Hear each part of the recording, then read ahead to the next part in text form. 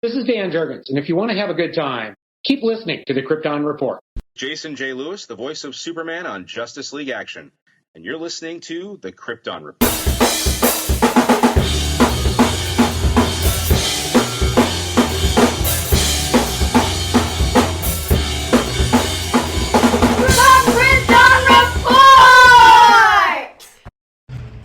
Hey everybody, before we get started, I want to issue kind of a apology clarification. I made a joke, and I think it came out weird. I do apologize. I had taken my back medication earlier that day because I was fighting my spinal pain, and it makes me a little loopy. But when I was talking about Jake at Metropolis, I was meaning joking like Superman is him. He's not labeled as get your picture taken with a cosplayer. It's like he is Superman. I was kind of like, oh, who do you think he is? It was meant to be a joke just by the label and the wording, not by, anything else. And I do apologize for that if it was taken, because anybody can be Superman. Cosplaying's for everyone. I haven't got to meet Jake, but I bet he's a rad dude. And it was just meant to be like that, not anything against him. Just like actors, can be considered the character. So that's all. I'm sorry if I offended. Makes mistakes, and I'll own it, and I'm sorry if that came out that way.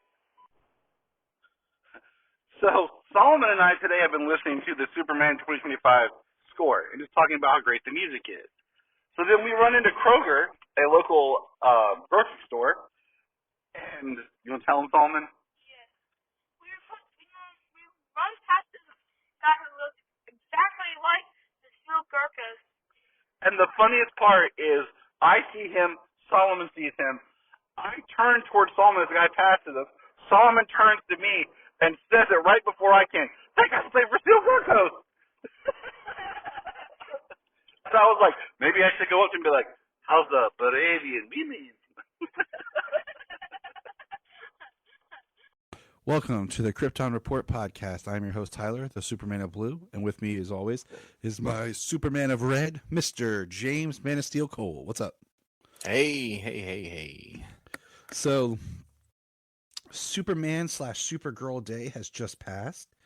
It was eventful, man. It was good. So, I wanted to go all out more this year, but I just lost track of time and didn't get to do everything I wanted to do. But what I did is I have a tablecloth from a birthday party that has like all the Justice League characters on it. So I threw that on our table. I bought some blue and red plates and blue, red, and yellow like plastic cutlery stuff, and we used that. So for Superman Day, we did some events. So we wore clothes, of course. Had to wear our special outfits. I watched the episode of The Adventures of Superman, My Adventures, because we're making our way through season 2. Night, Dad. Night, baby girl. Night. Bye, James. We did some super coloring pages. We had some word searches and crossword puzzles. And dude, I thought I found a simple crossword puzzle. No, there was a couple of questions that I had to pause and think hard on. Like one was a character that was made just for TV, Drake. And I was like, oh, Mason Drake. And then it was like Ma. This was a name for Ma that they used in the 50s. The answer was Sarah. It's like, so. Dang. Yeah.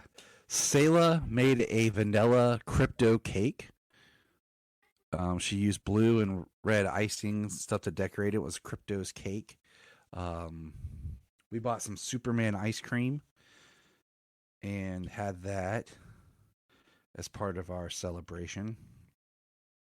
For dinner, her and Solomon made macaroni and cheese and like ramen noodles because they wanted to make dinner, but they used green food coloring into the ramen noodles.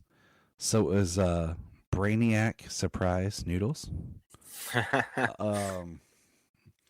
So they made a whole. And That's clever.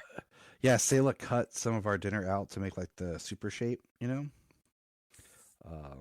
We did some quizzes online. We played some Injustice. We read, and we'll talk more about that later. But yeah, man, like we just made it great. Sayla and I went I post a little video of it. You'll hear us complain about how it's crazy to go into a comic book store and how people act as if they're like mad that you're there and aren't like excited that you're there or like treat you like an inconvenience. Well, that's just sad. Yeah, I know. I was Never like, 'cause quite had that experience. well, I didn't go to my usual because I'm on a hunt for a book, and the one that I usually go to doesn't have that book. It's a back issue.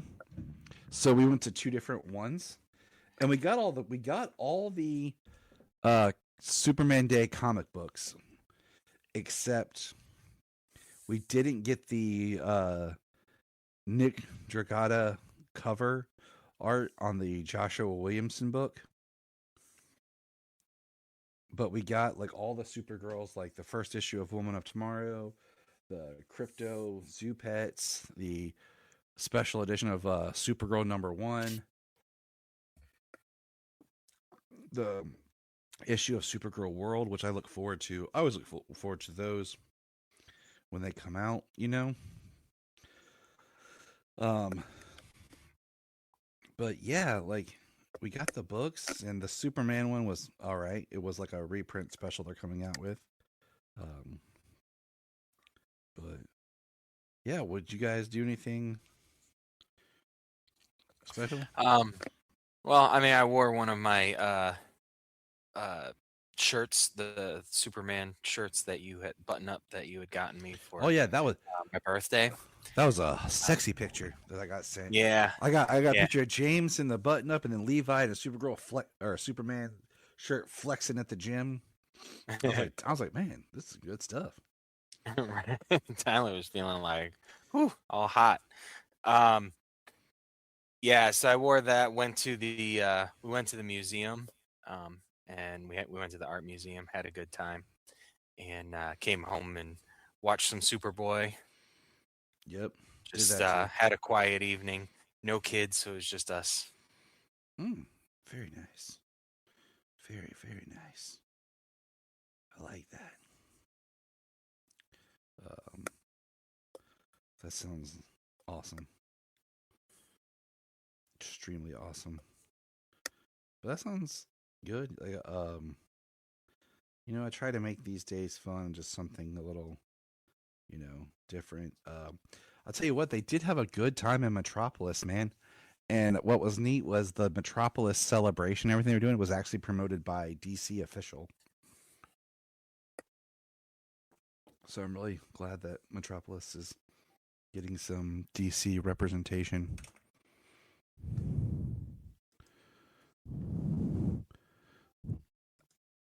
Yeah. So we got a little bit of news, not a whole lot. I think I have it all saved. One, let's see here. Dan Mora, amazing artist that he is, shared his 2026 annual cover art for World's Finest features Alfred and Pa Kent together. I'm like, that's going to be awesome. Why is Pa Kent down in the like Batman post? super? Yeah. Maybe that's kind of cool because maybe that shows that they like, you know, they have respect for the other one, you know? I never thought that Pa Kent and Alfred was a team up I needed, but now I know it's like the team up that we deserve and we all need. And it's exciting. Yeah. I saw that. I was like, oh, that's a must read issue. Mm-hmm. Let's see what else here. I have my news in two different places. So, they just dropped the images of the Halloween costumes for the Supergirl Woman Tomorrow.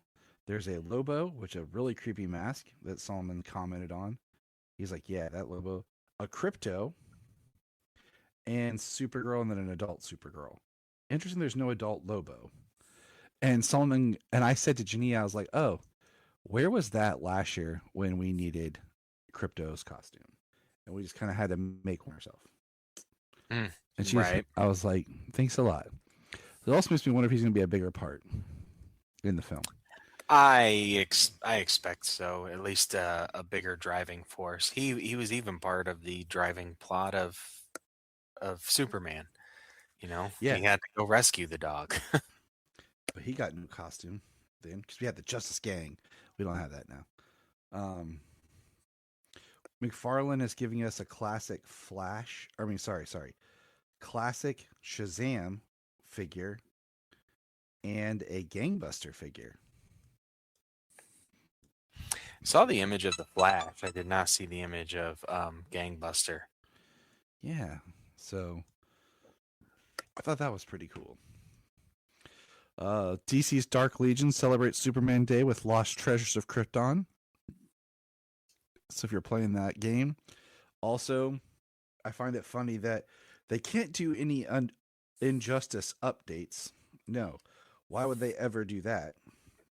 Okay, but Injustice 2, the mobile game, keeps getting stupid updates, and it will now feature this summer Millie Alcock's Supergirl will be added to it, which is funny because the game has used all 3 versions of the recent Supergirl. So Melissa Benoist, Right. and so on. So I just thought that was interesting. Let's see what other news I have. They released,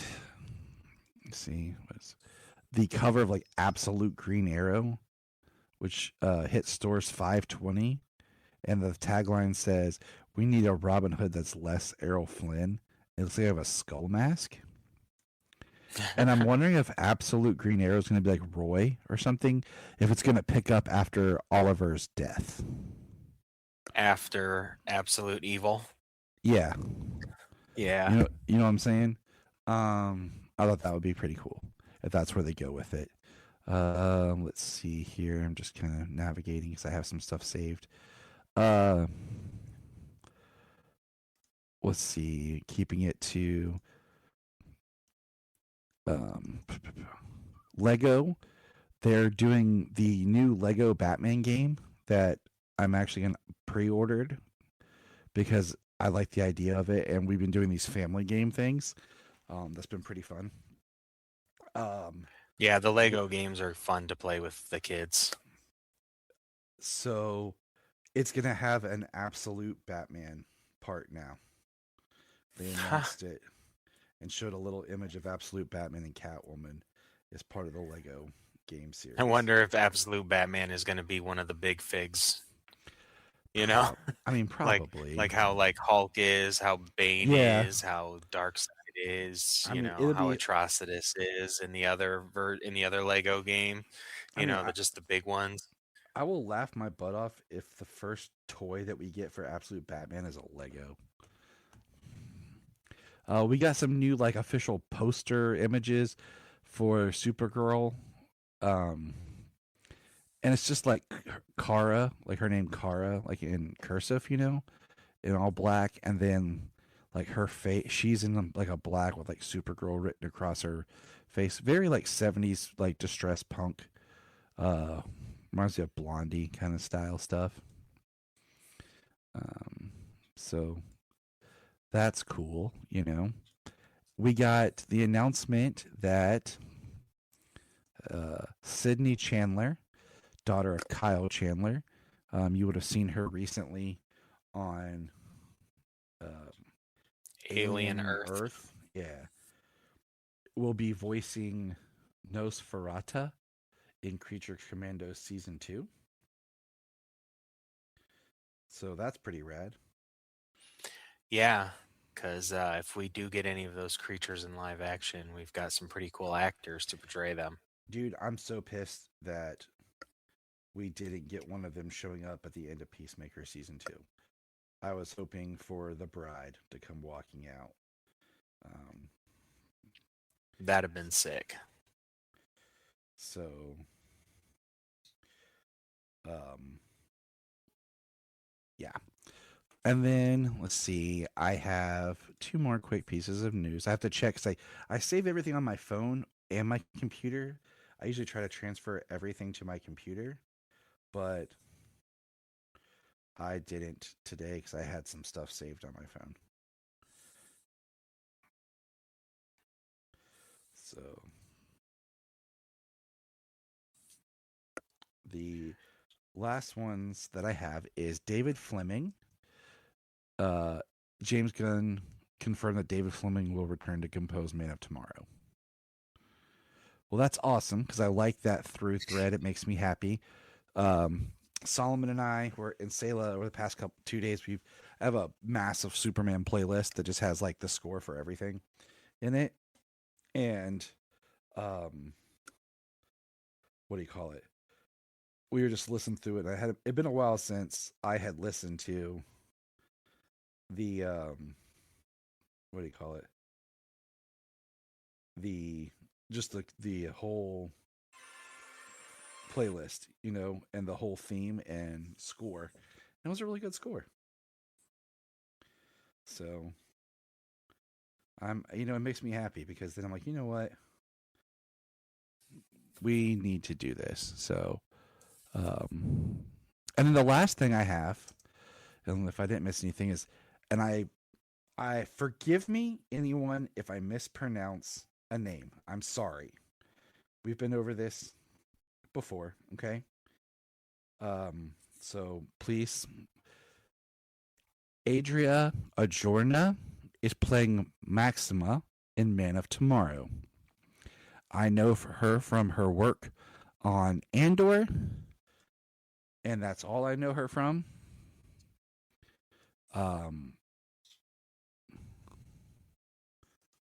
So, do you know who I'm talking about, James?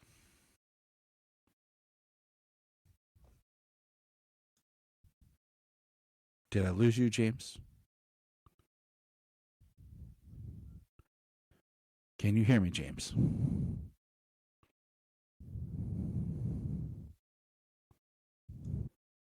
Did you watch Andor and see her on that? Yes, I did. Was she the kind of love Bix. interest of Andor? Yeah, Bix. Yeah. Also, before we go down that, I just want to say I forgot. Superman Day was advertised on Times Square, so that was pretty rad. Oh, nice. Did you? Okay. Now, a lot of people, okay, and our good pal Levi believe that she's actually going to be Wonder Woman, but it's just a hidden thing. That's why that she's not Maxima. And this is what I say. I'm not going down no rabbit holes, but I'm okay with that if that's what it is. I think she would be a good-looking Wonder Woman.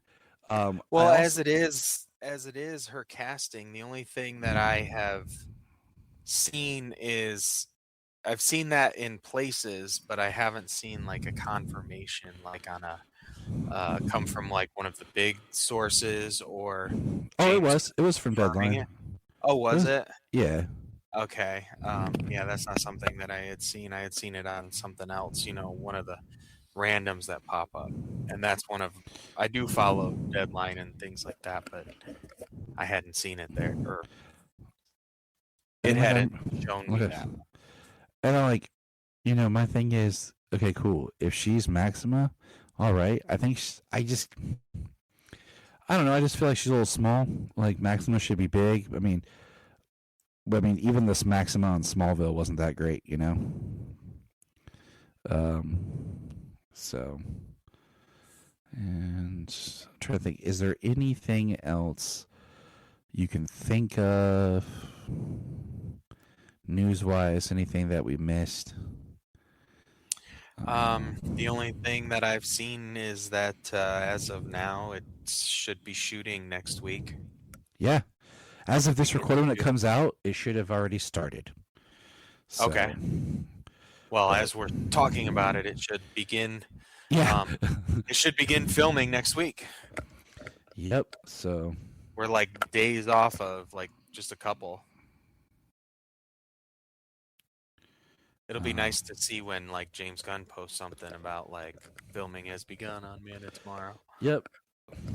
And I follow him more on Threads because he posts a lot more on Threads. So,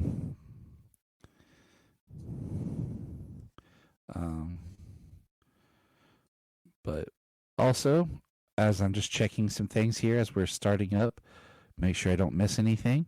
Hallmark has officially announced their Supergirl and Crypto ornaments for this holiday season. Oh, that's cool.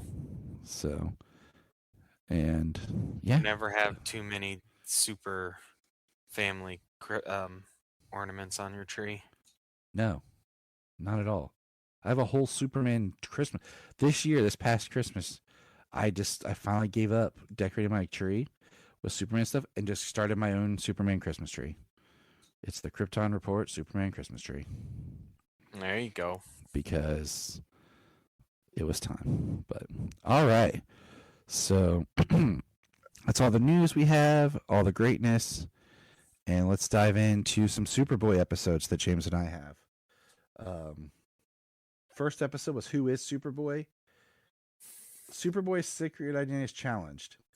All right. So I'm going to say this real fast. Who is Superboy, Cat and Mouse, and Obituary for a Superhero are all retextualized clip shows. Yeah.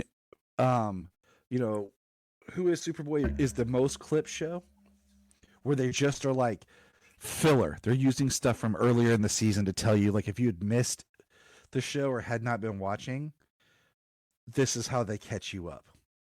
Cat and Mouse had a really interesting framework of him getting a promotion and needing a psych eval, and she's asking him questions, and he's asking her back, and it cuts away to scenes from previous episodes.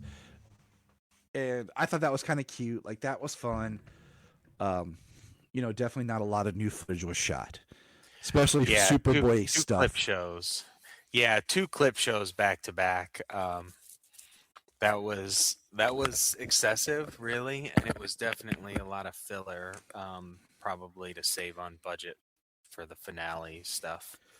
Well, what's interesting is I was doing some research. So we get to Obituary for a Superhero, which was supposed to be the series finale, leaving on a cliffhanger that would set up the next season. Okay, and then they were getting canceled. So Obituary for a Superhero, Lex Luthor has just hit Superboy with a deadly kryptonite bomb. Now he gloriously recounts in detail how he planned and executed his devious plan, which he feels has certainly killed Superboy. So that one was okay. But and I did when I had seen all these before, right? And I knew there was clip shows coming up, but I had forgotten that they were all like boom, boom, boom, boom, boom, boom. Yeah, they got 2 clip shows in a row, and then the third one is, it's pretty low budget. It's just an anchor sitting in front of, sitting behind a desk talking to a camera, and same thing with everybody else. They're talking to the anchor over, video and audio, and that's all you see is people sitting in front of a camera talking. Yeah, and you're just like, what is this? And it's kind of depressing. So, sorry, James, we had to sit through that one. But then the last one, okay. The last one I actually really liked, Metamorphosis, which has the worst summary. Superboy continues to battle changing evil. But basically, this episode is actually a really cool episode that I just wish it's like it needed to be longer. Okay. It needed to be longer. But basically, Roddy Piper guest stars as Adrian, who is an alchemist who is stealing people's youth, and they're finding all these people dead, and they think are these old people trying to be young again. But then they find out that they're not, because Superboy / Clark is investigating and finds Lana, and she tells about what happened to her, and then they're like, "Oh my gosh!" And it's got a really cool kind of how it ends, where they trick the alchemist thinking he's gonna, he does his ritual and he's gonna get Superboy's blood, but really it's not. It's another old, as a person who's old, who found out that the guy had basically killed his grandson by being this alchemist person. Mm-hmm. And Roddy Piper just started turning to ash. Yeah. They made him like old. He should to age him up, and that should reverse the effects Yeah. of So him stealing the life force of others. yep. So Lana gets turned back to young because the guy is old now, and it all was going backwards. So, yeah, it's I liked the episode. I just think it went by a little fast and just didn't get the development that it needed to not feel as cheesy as it ended up, Yeah. coming out.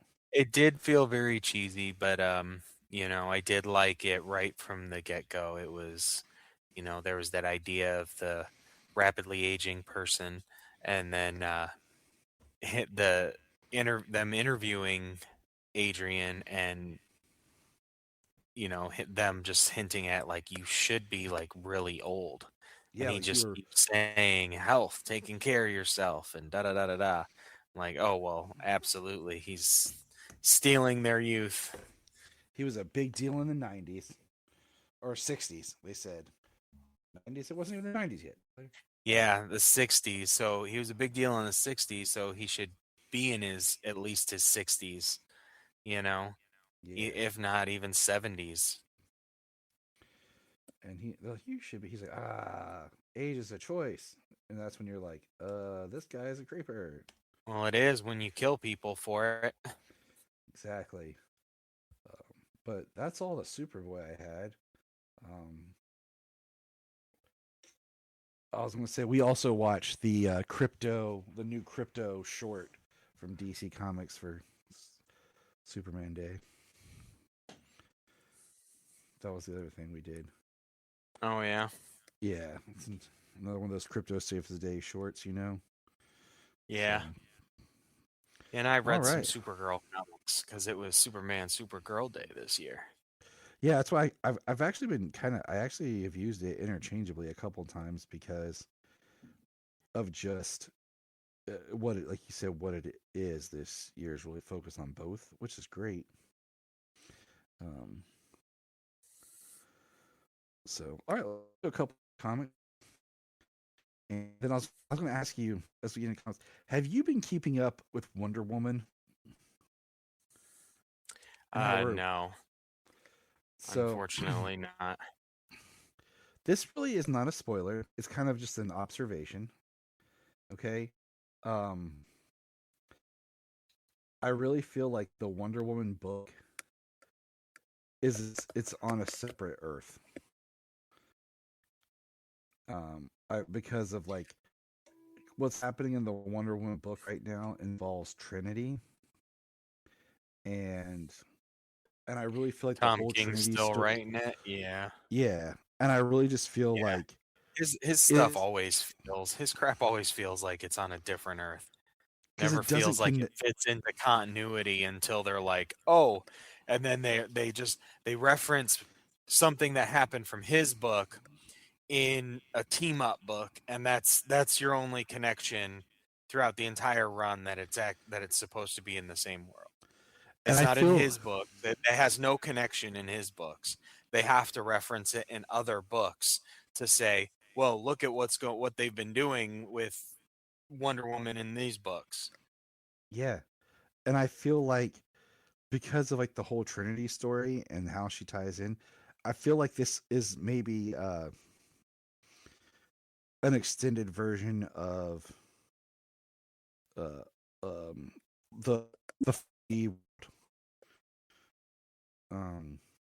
so I like the whole Trinity, but the whole time I've been reading her story, I just kept thinking to myself, like, something's off. Because I'm just like, where is this tying in? How is this tying in? With who is this tying in? So, but I just wanted to say that. But yeah, we're gonna knock out Supergirl 9 and 10, because then that's gonna lead us up to our next big event in a lot of our books, which we're gonna hold off and do as a big event. But that would be the Reign of the Superboy. So James, you want to kick off Supergirl 9? Yes, I do. Soon as I find it. There we go.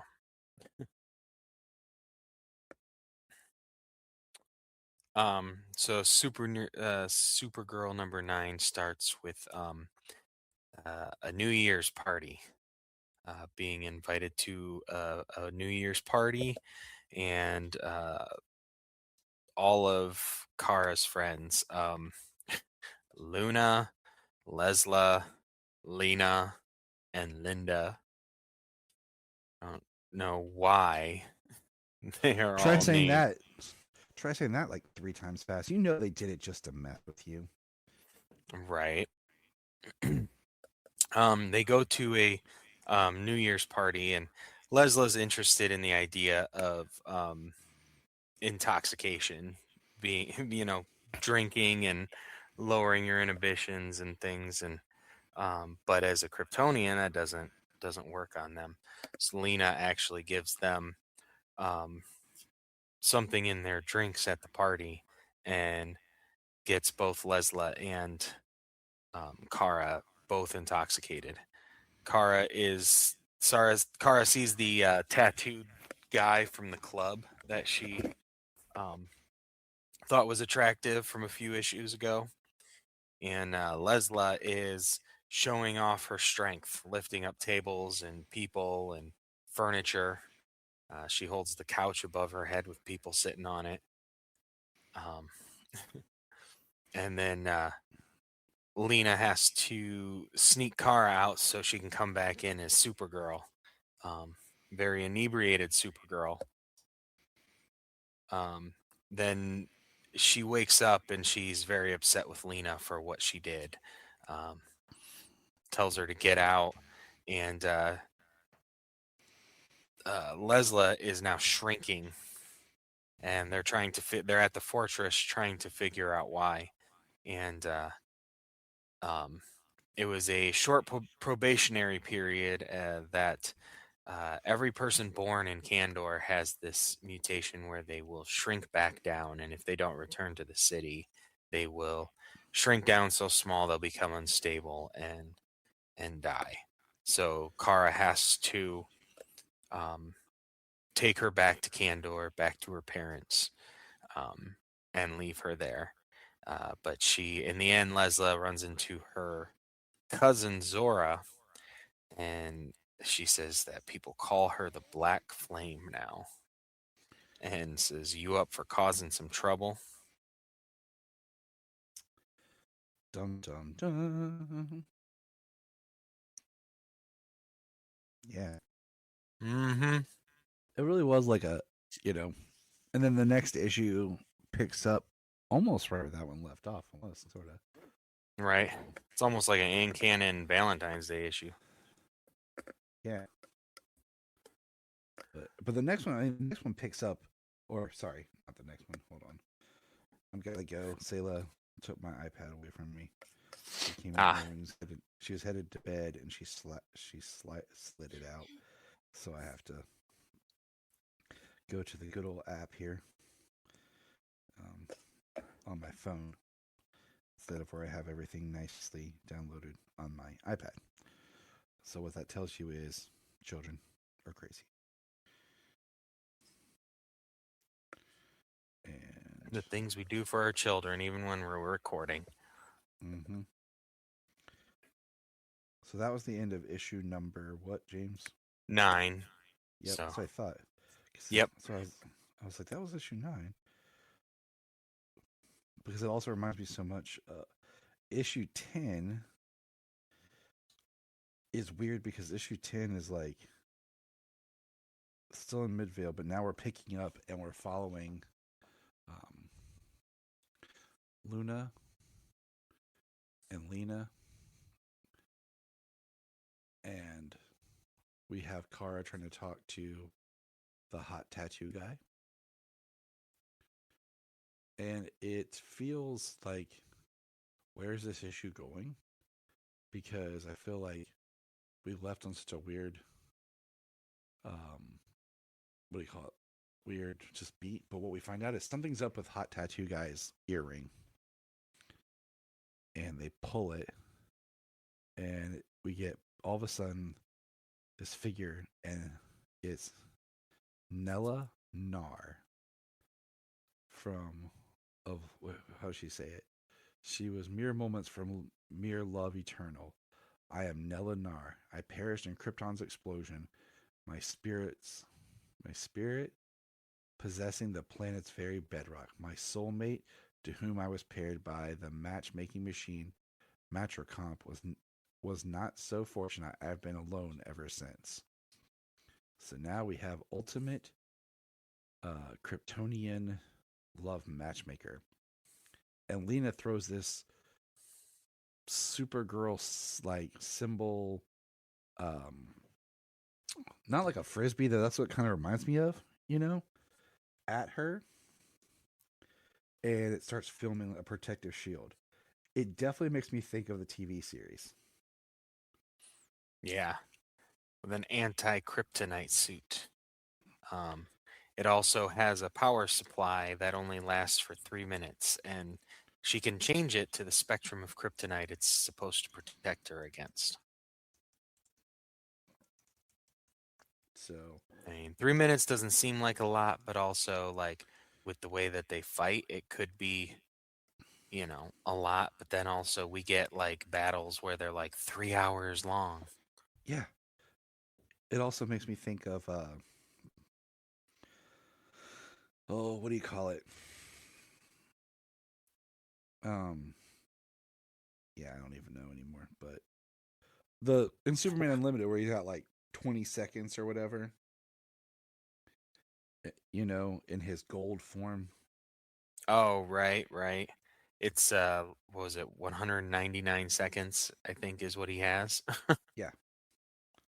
Something like that. That's kind of what it made me think of when she said that.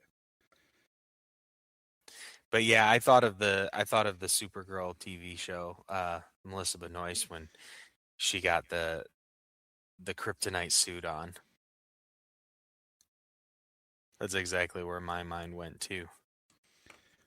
And so she battles, and they basically are able to suck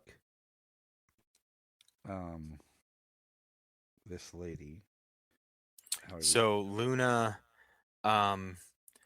with her psionic powers, she's been practicing because of all the superhero stuff she's involved in with her friends now. She says, I figured out I could conjure ectoplasm, which I guess comes from the astral plane. I can even mold it into all sorts of shapes.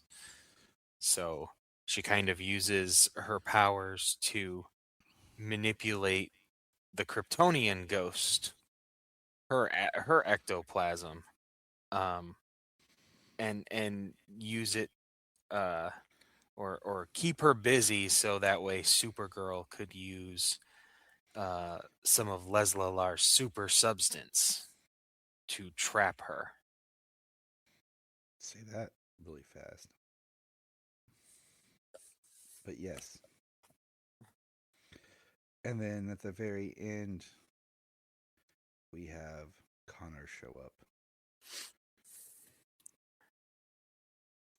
Well, on the date, that guy was like sure that Linda was Supergirl, and they actually conjure a Linda out of ectoplasm, so that way they're in the same place at the same time. And so the guy's like, "Oh, she's not Supergirl." Which is awesome. That's called a friend right there. Right. That's cool, of just figuring another way to hide that identity. There's always some form, robots, shapeshifters, whatever. But an ectoplasm physical manifestation is hilarious. It is.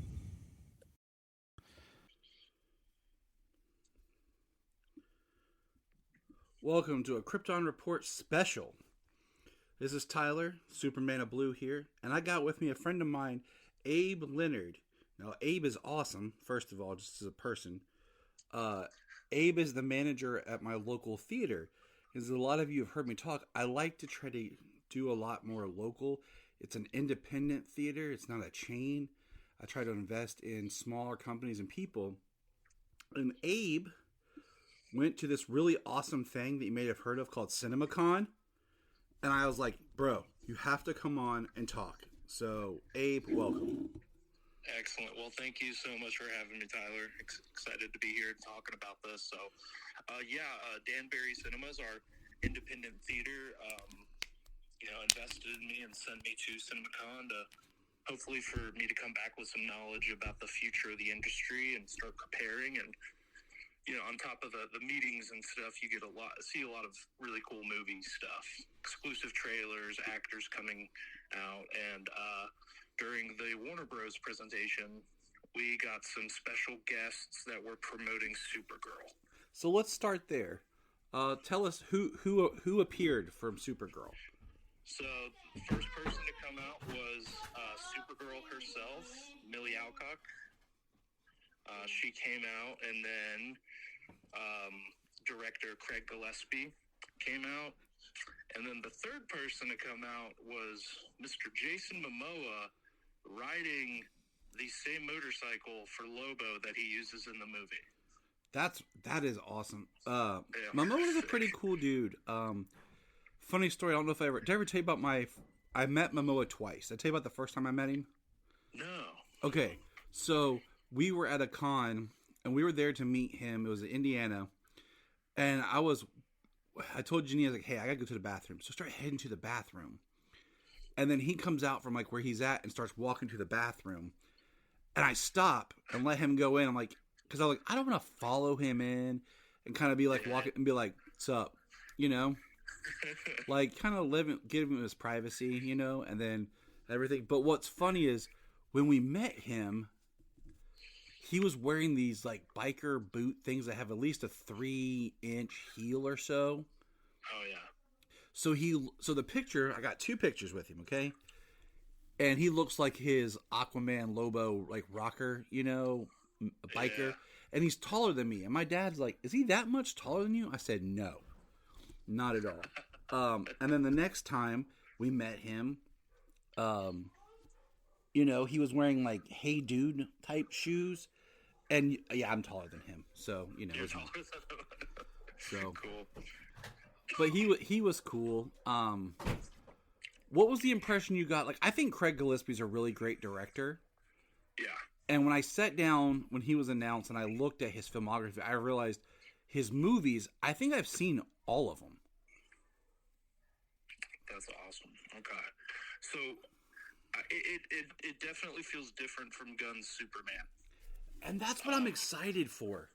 More like, I don't know how this will be accepted here, but like the vibes it was giving me was closer to that of like Guardians of the Galaxy. Mm-hmm. Like it's very, very cosmic, and they showed us, probably a little over 10 minutes of footage. So describe some of the stuff that you saw. Yeah, so it was, all one continuous scene. Smack dab in the middle of the movie, I would say. And it's, her character was a Kara El. Yeah, Kara Zor-El. Yeah, Kara Zor-El. She, with some girl companion Ruthie. That she has that seems younger than her. And they're traveling pretty much on like think taxi or bus service through space. And they run into some issues. And I was really enjoying just how witty she is. It's a lot of fun. The cosmic, aspect is there. It, reminds me of Star Wars in a way too. Just like little wacky alien side creatures. And so Sayla and I were talking about it because Sayla, when she saw the first trailer for this, she goes, "I'm more excited for this than I was for Superman," and that made me really happy. Okay. Yeah. And we were talking about it. I was like, I'm excited because it is a different writer. It's not James Gunn directing, so it'd be the first DC property that has a more fresh take because it's not coming from Gunn. Yes. Yeah, and from what they showed, I mean, 5 minutes in, I was like, okay, I like what this is, and then I was like, I hope it's not goofy like this the whole time. And even in that 10-ish minute footage, there's a really great moment emotionally for the character. So I think Millie is going to knock it out of the park with her portrayal, and I'm hoping the same thing happens that I saw with Superman, which was like 7 and 8 year olds running out of the theater just feeling like they can take on the world. And God, that's what I hope for too, man. You know, and I think it'd be really cool to see, little girls get that opportunity here. Have somebody they can look up to. And that's the point of the character, For sure.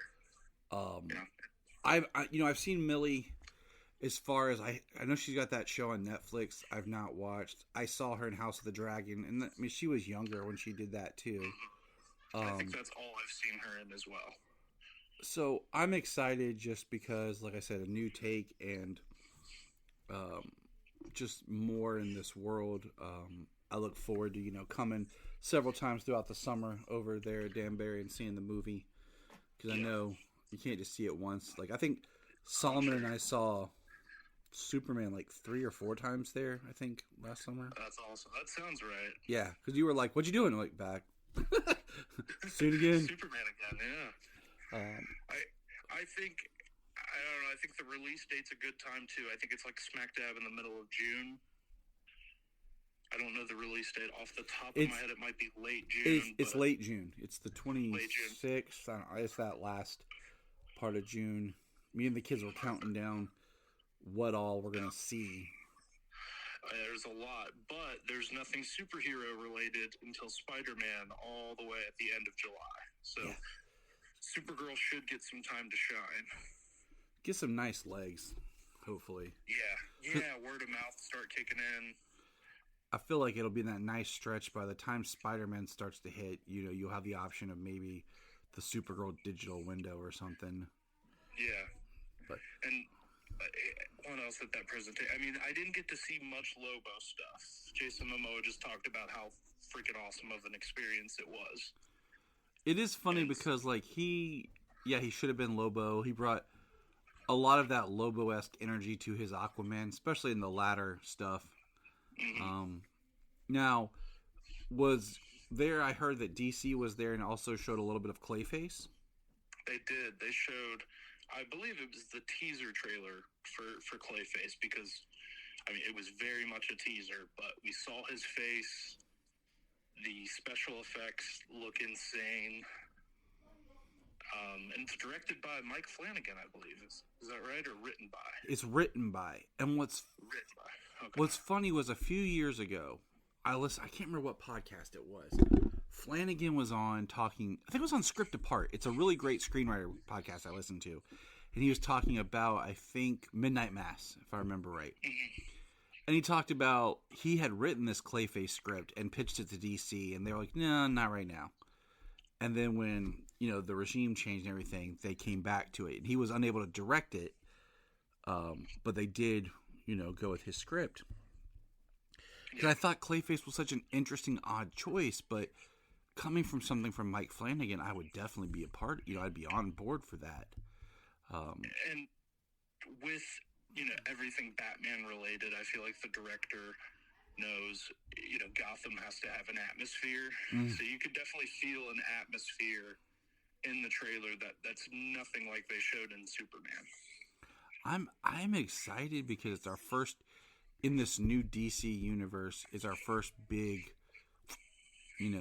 into Gotham. And I can't remember, I don't know if they've clarified yet if it's part of the DC Elseworlds or if it's part of the main DC film line, which we'll see when it comes out. But I'm really waiting for that teaser.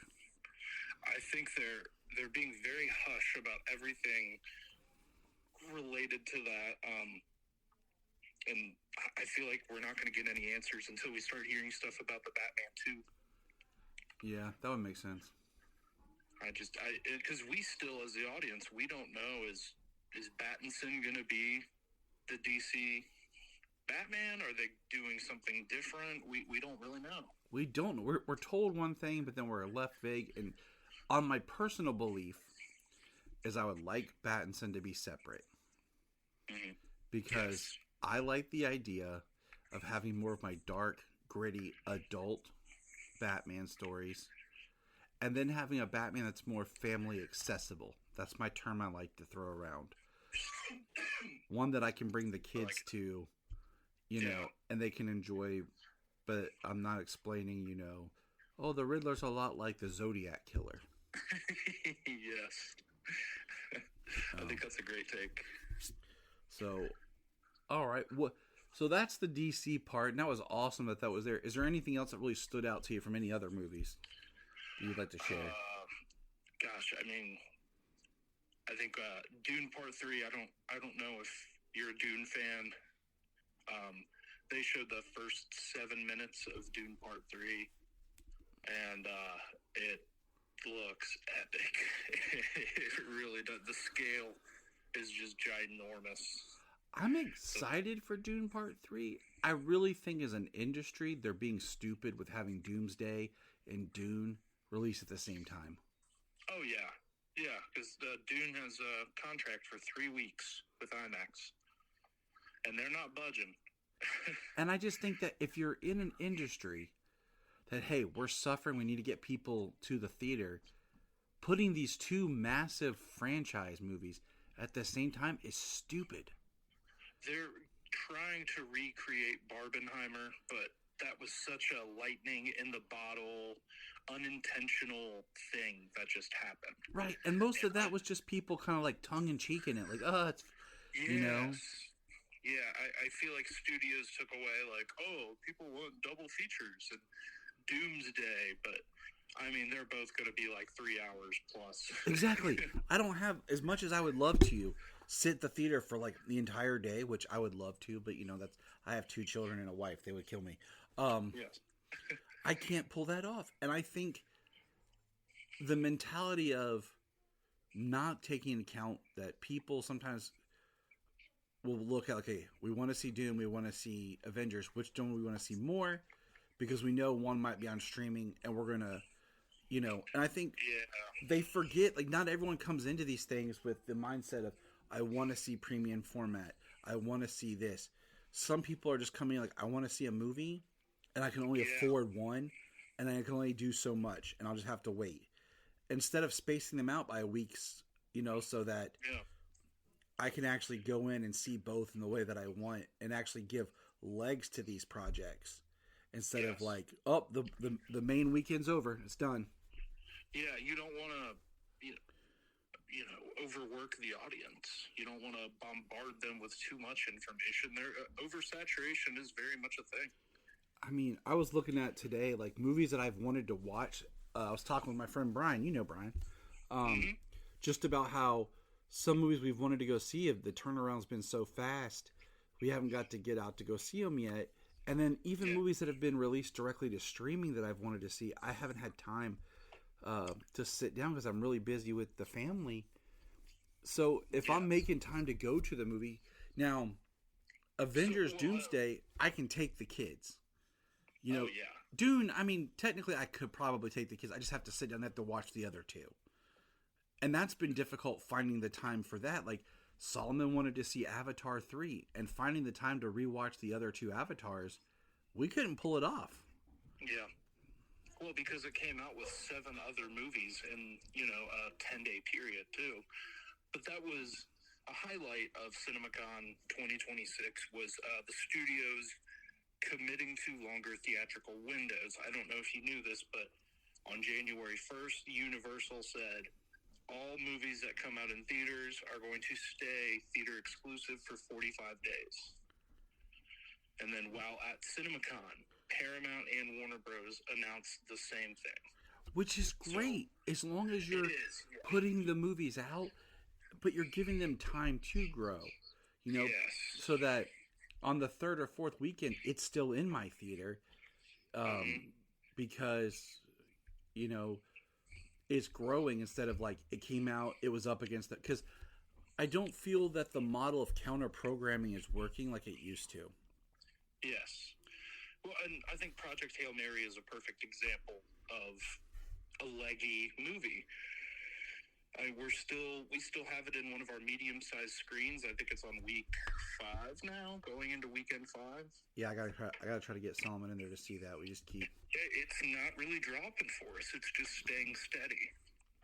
And those are the beautiful movies that are actually doing, like The Fall Guy. We're talking Ryan Gosling. That was a fun movie, but it came at a worse time, and it just kind of like dropped and disappeared. Mm-hmm. Even The Housemaid with that came out this past Christmas. Oh yeah, it did well. Its opening weekend, and then started to drop. So we moved it to our smallest screen. And then by week 3, that screen sold out. So we had to move it back into one of our bigger screens just because word of mouth. Well, I mean, more recent for people. It is a smaller theater, but I do love it. And you guys were carrying Ready or Not, Here I Come, and then you guys dropped it. But over the weekend, you guys brought it back for a couple later night showings. So Brian and I were able to go see it. And it was just nice to be in a theater seeing it because I thought we had missed our chance, Yeah. That's a perfect example, though. Yeah, it had probably one full week of normal showtimes, and then new content came along, and we were like, it didn't make enough. And that's the sad choice is, it's got to do well. There's not the room, and one of the biggest things is, I love going to the theater because there's people you interact with. It's an experience. And I know people always complain about the movie prices, but I mean, I get it. I do. But I mean, it's about the experience and being there with other people and like the conversations and stuff that you can strike up. Like, admit, you don't know these people, but you could probably say that movie was awesome. And then people would join in conversating with you, having no history. And that's the best part about the movie experience. Is being there. Like, I enjoy watching movies at home, but when I'm at home, there's the dogs, the kids, my phone might go off, the house phone might go off. There's a lot more distractions and the environment changes unless I get to watch one late at night. But when I'm in a theater, I'm paying money, I'm committed, and I'm sitting there. And I'm being transported, and I'm there. Yeah, it's a communal experience that you can't get anywhere else. And that's what we need as a society, is more of these. Now, my last question for you, and I'll let you get going because I know you're a busy guy.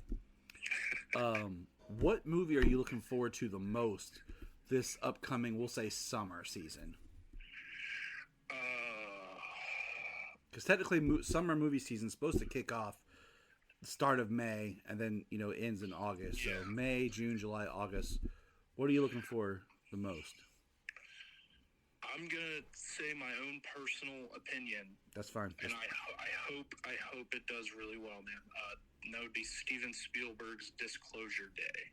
Ooh, you know what that movie kind of reminds me of from the trailer? Yeah. Is the vibe I got seeing the trailers for Nope. Okay, yeah. Where I didn't really know what was going on, but I'm intrigued.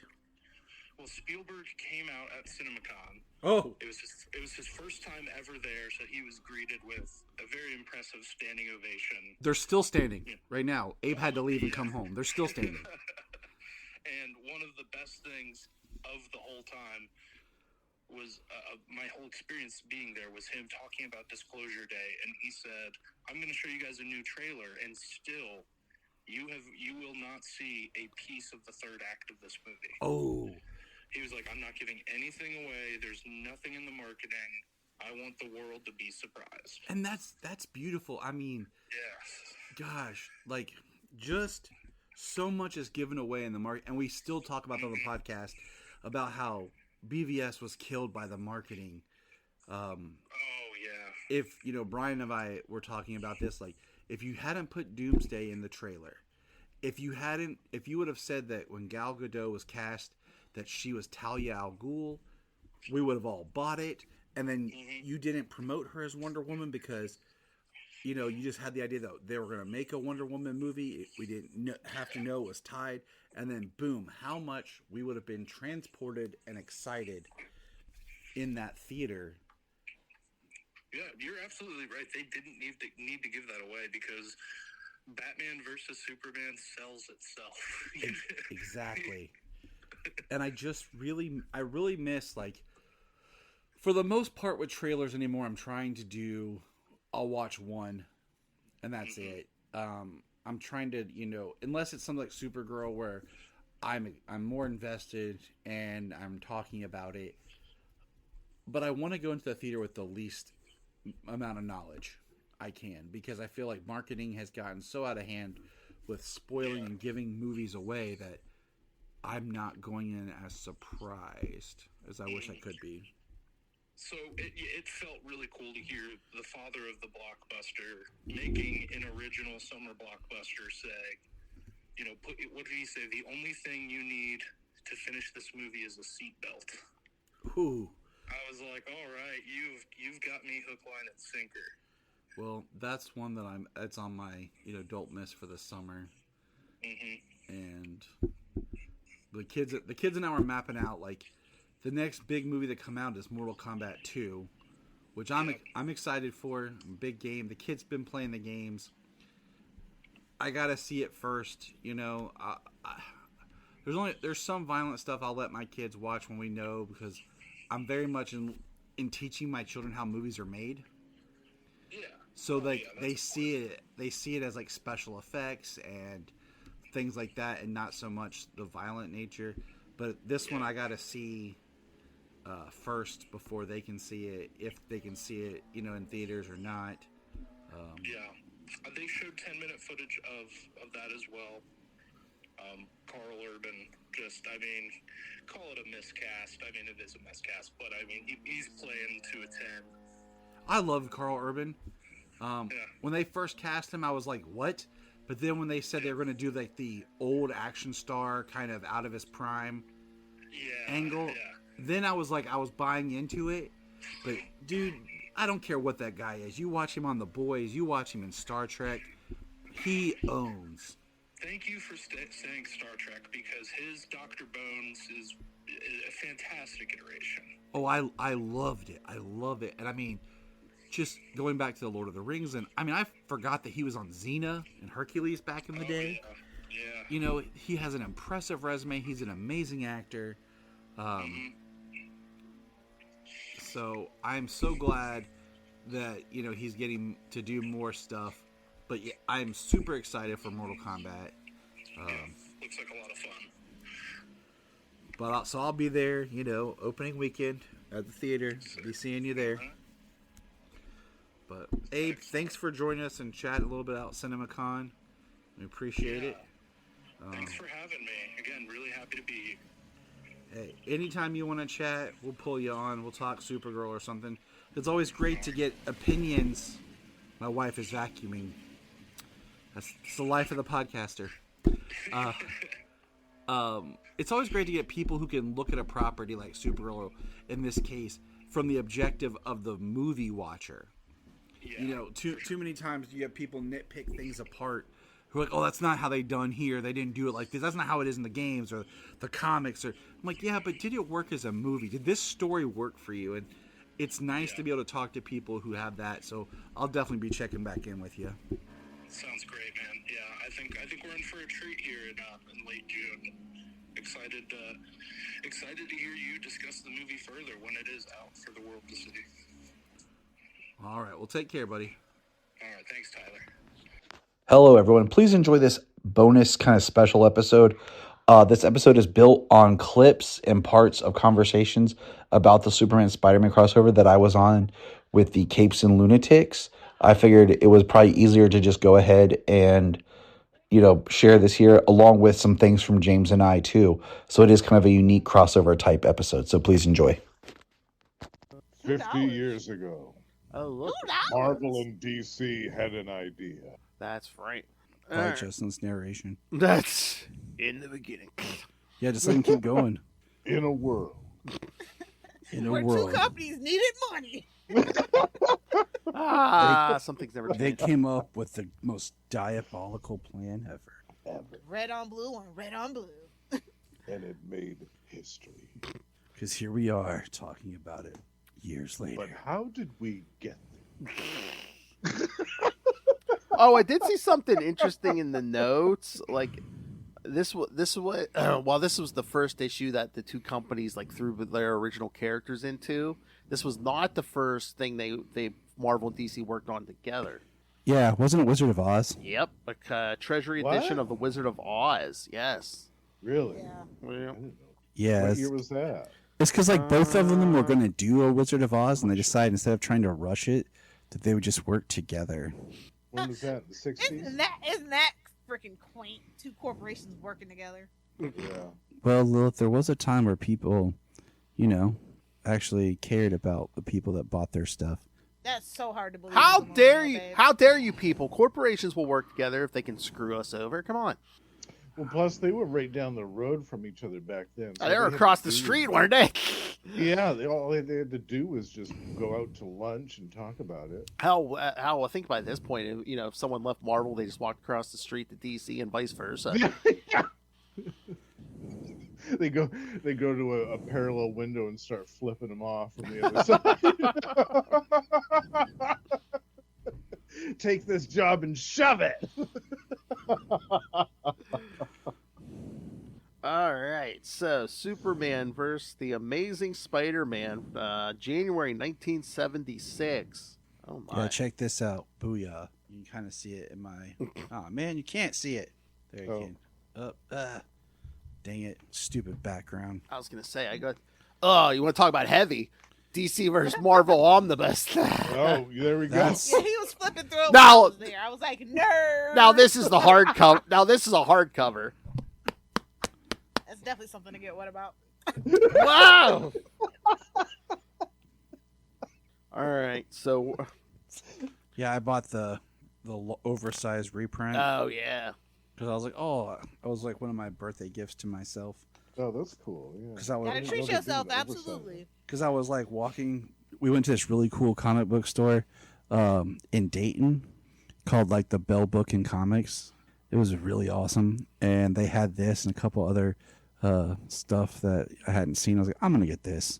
So, yay! Can I just shout out how lazy DC was? They're like, yeah, this is just crossover Earth. I know. Yeah, Well, they, like I think, it's. I think I just pretend like in the multiverse out there's just an Earth where all comic book characters live. Exactly. Yeah. Yep. Well, I mean, It's they, like, it's yeah. on I the need to explore that immediately. it's on the very like outskirts of the multiverse. It's like at the very end, Rare. It's a rare realm. I mean, Yeah. they pretty much said there's a crossover Earth out there, yeah, and then Marvel would later give this call this Earth 7642. Yeah, okay. What do you call it? I just remember years ago when they first did the first like Marvel vs. DC, and I remember reading that book, and they had to create like this whole story of how these characters got together with these two giant Yep. like sibling things. And the one crossover dude and was an Access. Yeah. Yeah, that's So I think crossover Earth is just cool. It's just like the Crisis on Infinite Earth. Like, hey, why not? We just wanted to do it. Why Yeah. not? yeah, crossover this is cool because then you could just pop back over there and be like, yeah, there was a crisis on this Earth. That's why they're all younger now, but they're here together again still. I still think they should go back to the amalgam stuff. That was Heck so yeah. cool. I love At least that. reprint we some might of that. be getting it. They're Yeah. desperate. Reprint it or do some more stuff with that. Yeah. I think we might actually get it. Like I said. I think it'd be Really? awesome. I think it'd be awesome if they started reprinting like the first issues, like and do like I miss when they were doing those reprint dollar books, Yep. Yeah. those were great. and just kind of hook people in or just make it something cool to get, and then go into like new stories or do like an omnibus or something. Absolutely. Those reprints are a great gateway drug for kids that haven't gotten into comics yet. Oh, Yeah, I love them because I was buying those for my kids because they're just $1, but they were getting really great stories with great art. And then if they were too heavy or hard with them, it's like, okay, it was $1 book. I'm not, really out anything. You know how kids are, they get excited, they'll carry it around, flip through the pages, not white gloving it. All right, so the battle. No kid of mine's gonna be doing that. I'll tell you that much. Well, dogs don't have fingers, love. Oh yes, I forgot. Let's get that salient point. Lilith Hellfire's total on dogs living in her house now is 7. 7. But look, I have 3 little Frenchies, so they really only count as 1. Oh, okay. that makes sense. They each weigh like 5 pounds apiece. That's like not even half of one of my other dogs. So stay tuned for next episode, kids. Not only will we cover the new crossover, but we'll have the intervention for Lilith Hellfire. I need to see a picture of her walking all 7 of them at once. No. Need that. 4 at a time. 4 at a time. 4 and 3. Hello. Not trying to get my arms ripped off. All right. Frenchies don't walk, by the way. They get carried. Oh God.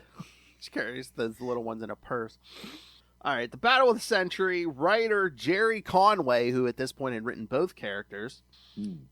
Penciler Ross Andrew, which I'm trying to remember. He might have been drawn Spider-Man at this point. Inker Dick Giordano, colorist Jerry Serpe, letterer Gaspar Saladino, and editors. Oh, there's a lot of them. Carmen Infantino, Stan Lee. He had to get in on that, of course. Roy Thomas, Julius Schwartz, and Marv Wolfman. They got something for good old Julius. Good on him. Julius. Could you imagine that meeting with all 5 of them in the room? Oh, Just cigar smoke everywhere, bro. Oh, man. And the accent. As far as the eye can see, man. And the accents, man. Yeah, I'm trying to think maybe Roy Thomas at this point, I think. But yeah, definitely Marv Wolfman had been back and forth. So. Wild. But I'm like, didn't everyone that worked on this book had previously worked on these characters? There was like nobody new brought in. I think so, yeah, because Marv Wolfman had written both. I know Roy Thomas might have. Yeah. Oh God, just the cover. I mean, the cover artist: Carmen Infantino, Ross Andrew, Neil Adams, Dick Giordano, and Terry Austin. Neil Adams. That's what. But you had 1, 2, 3, 4, 5 guys credited for that cover. Wow. Yeah. It's like somebody had the idea. Some guy did the landscape. Yeah, someone did the background. Some did the. Everybody probably wanted in on this. It was like historic. Oh yeah, the first one. This is like the equivalent of Roger Rabbit, basically. Totally. Yeah. All right. Yeah. Superman and Spider-Man meet for the first time and must work together to prevent Lex Luthor and Dr. Octopus's nefarious plans for world domination. Isn't that a weird, like, why wasn't it Green Goblin? Because Norman was dead like at this that. point, remember?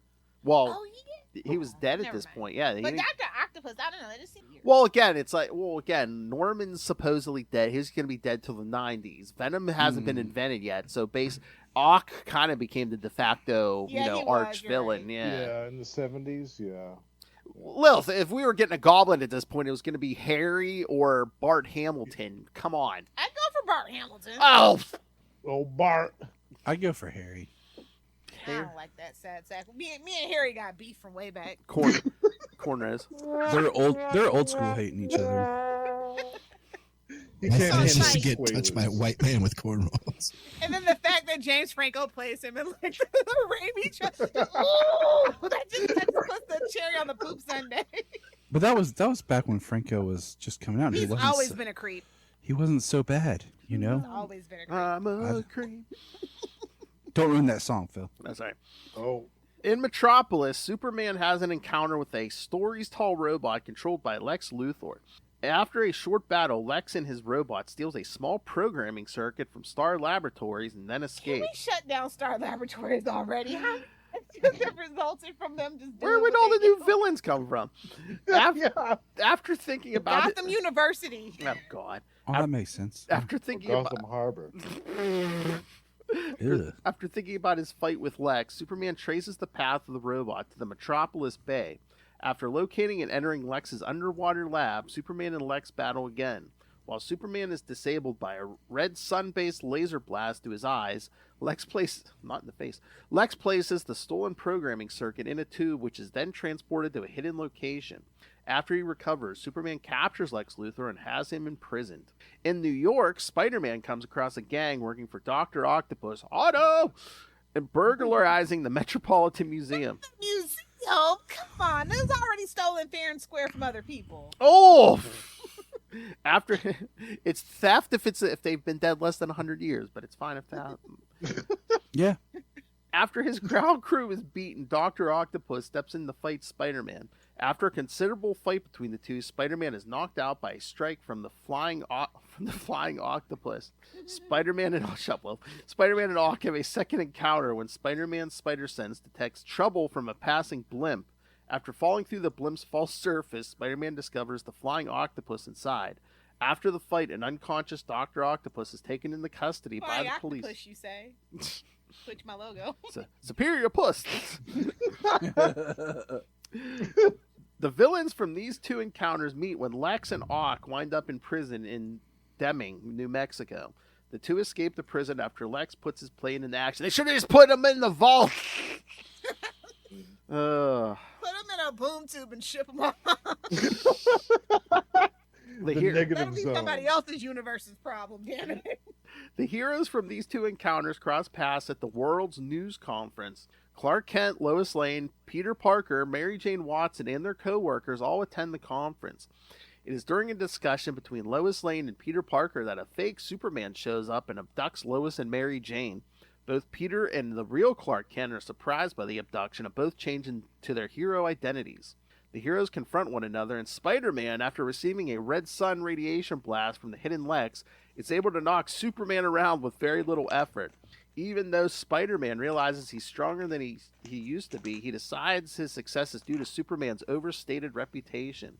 After the radiation wears off and Spider-Man is unable to do anything more than injure himself in his attempt to subdue Superman, how'd you get so hard? The two heroes speak and realize they've been tricked. I need that as a drop. Expeditiously. Probably the most memed, definitely the most memed panel from this issue. It's like, how'd you get so hard? It's true. True Lil for Justin. Do you even pump, bro? I need that drop immediately.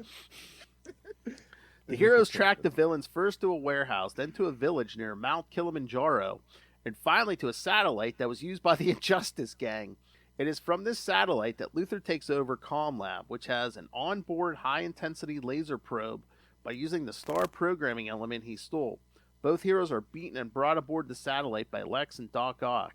Luthor reveals he wants to set off a chain reaction weather system as a way to extort $10 billion from the U.S. government. After a brawl between the four, Superman leaves to battle the tidal wave created by Luthor, while Spider-Man remains on the satellite to fight the two villains. After Ock understands Luthor's plan will destroy the planet, he destroys a control panel. With his use of super speed, Superman is able to counter the energy of the tidal wave and prevents it from destroying the coastline. See how, Jordan, it's that easy. Each hero carries off his villain to a prison. Oh, geez. Keep rubbing that salt in Will Allred's wound, love. All right, thoughts? Exactly. I just wanted to see Jimmy Olsen be like, your pictures suck, bro. Get a real camera. What is this, a point clip?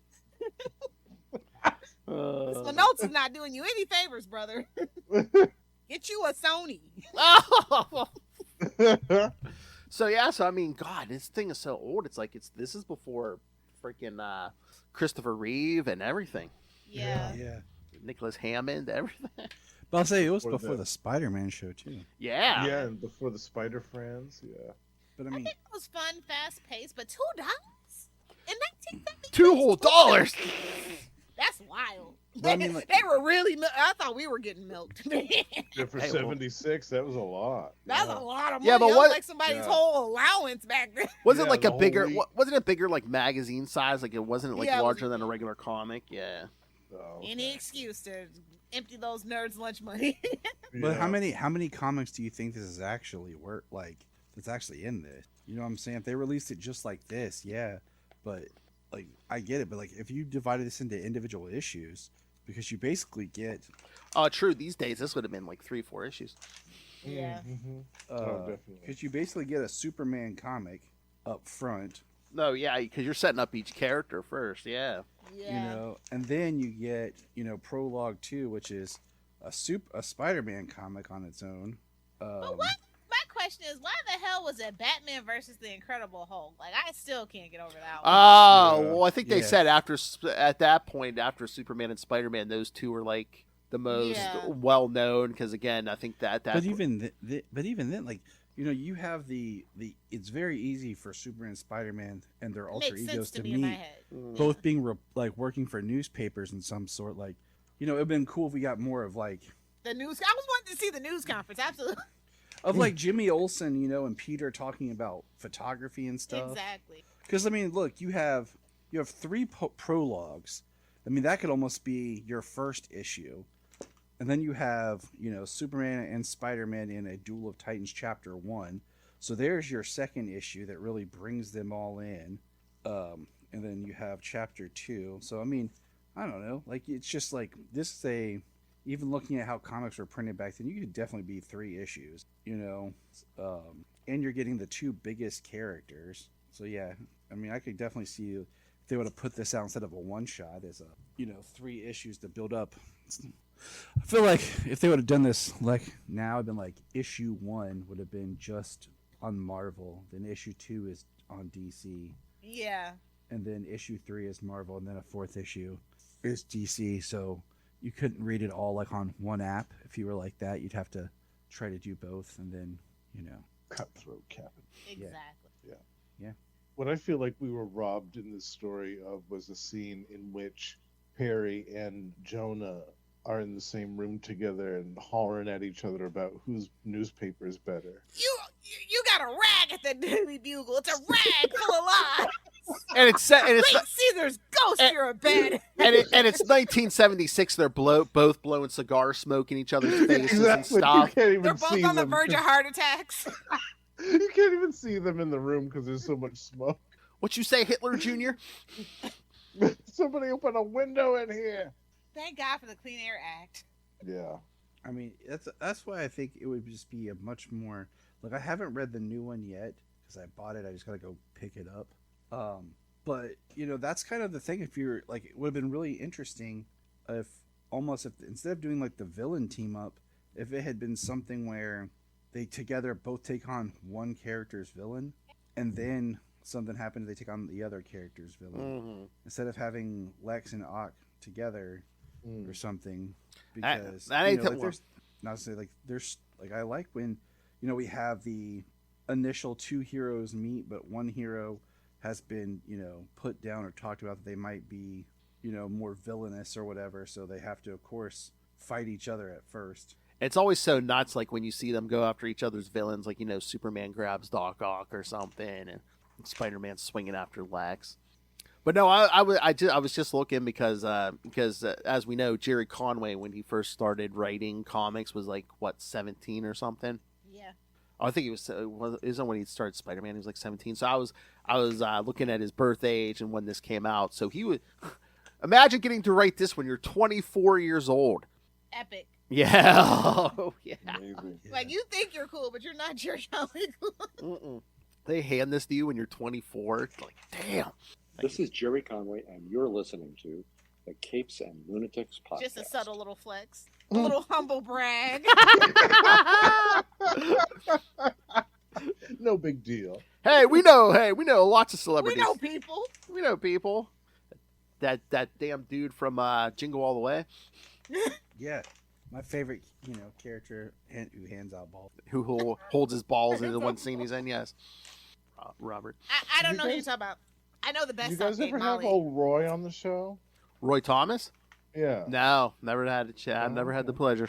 I just too late. I'm just looking at how you could chop this thing up. Like I said, this whole you would have almost this whole issue of just the 2 of them fighting, chapters 2 and 3 together almost. Yeah, I feel like they're not going to do it like this anymore because again, you get like the origins of the characters and stuff, and I feel like they don't do that anymore. But heaven forbid you need a yellow box. Heaven forbid. Go read every Superman comic ever published before now. Go read every Spider-Man comic published before now. Now live on the DC Or- app. No, it's like go read Action Comics #1 in Amazing Fantasy 15.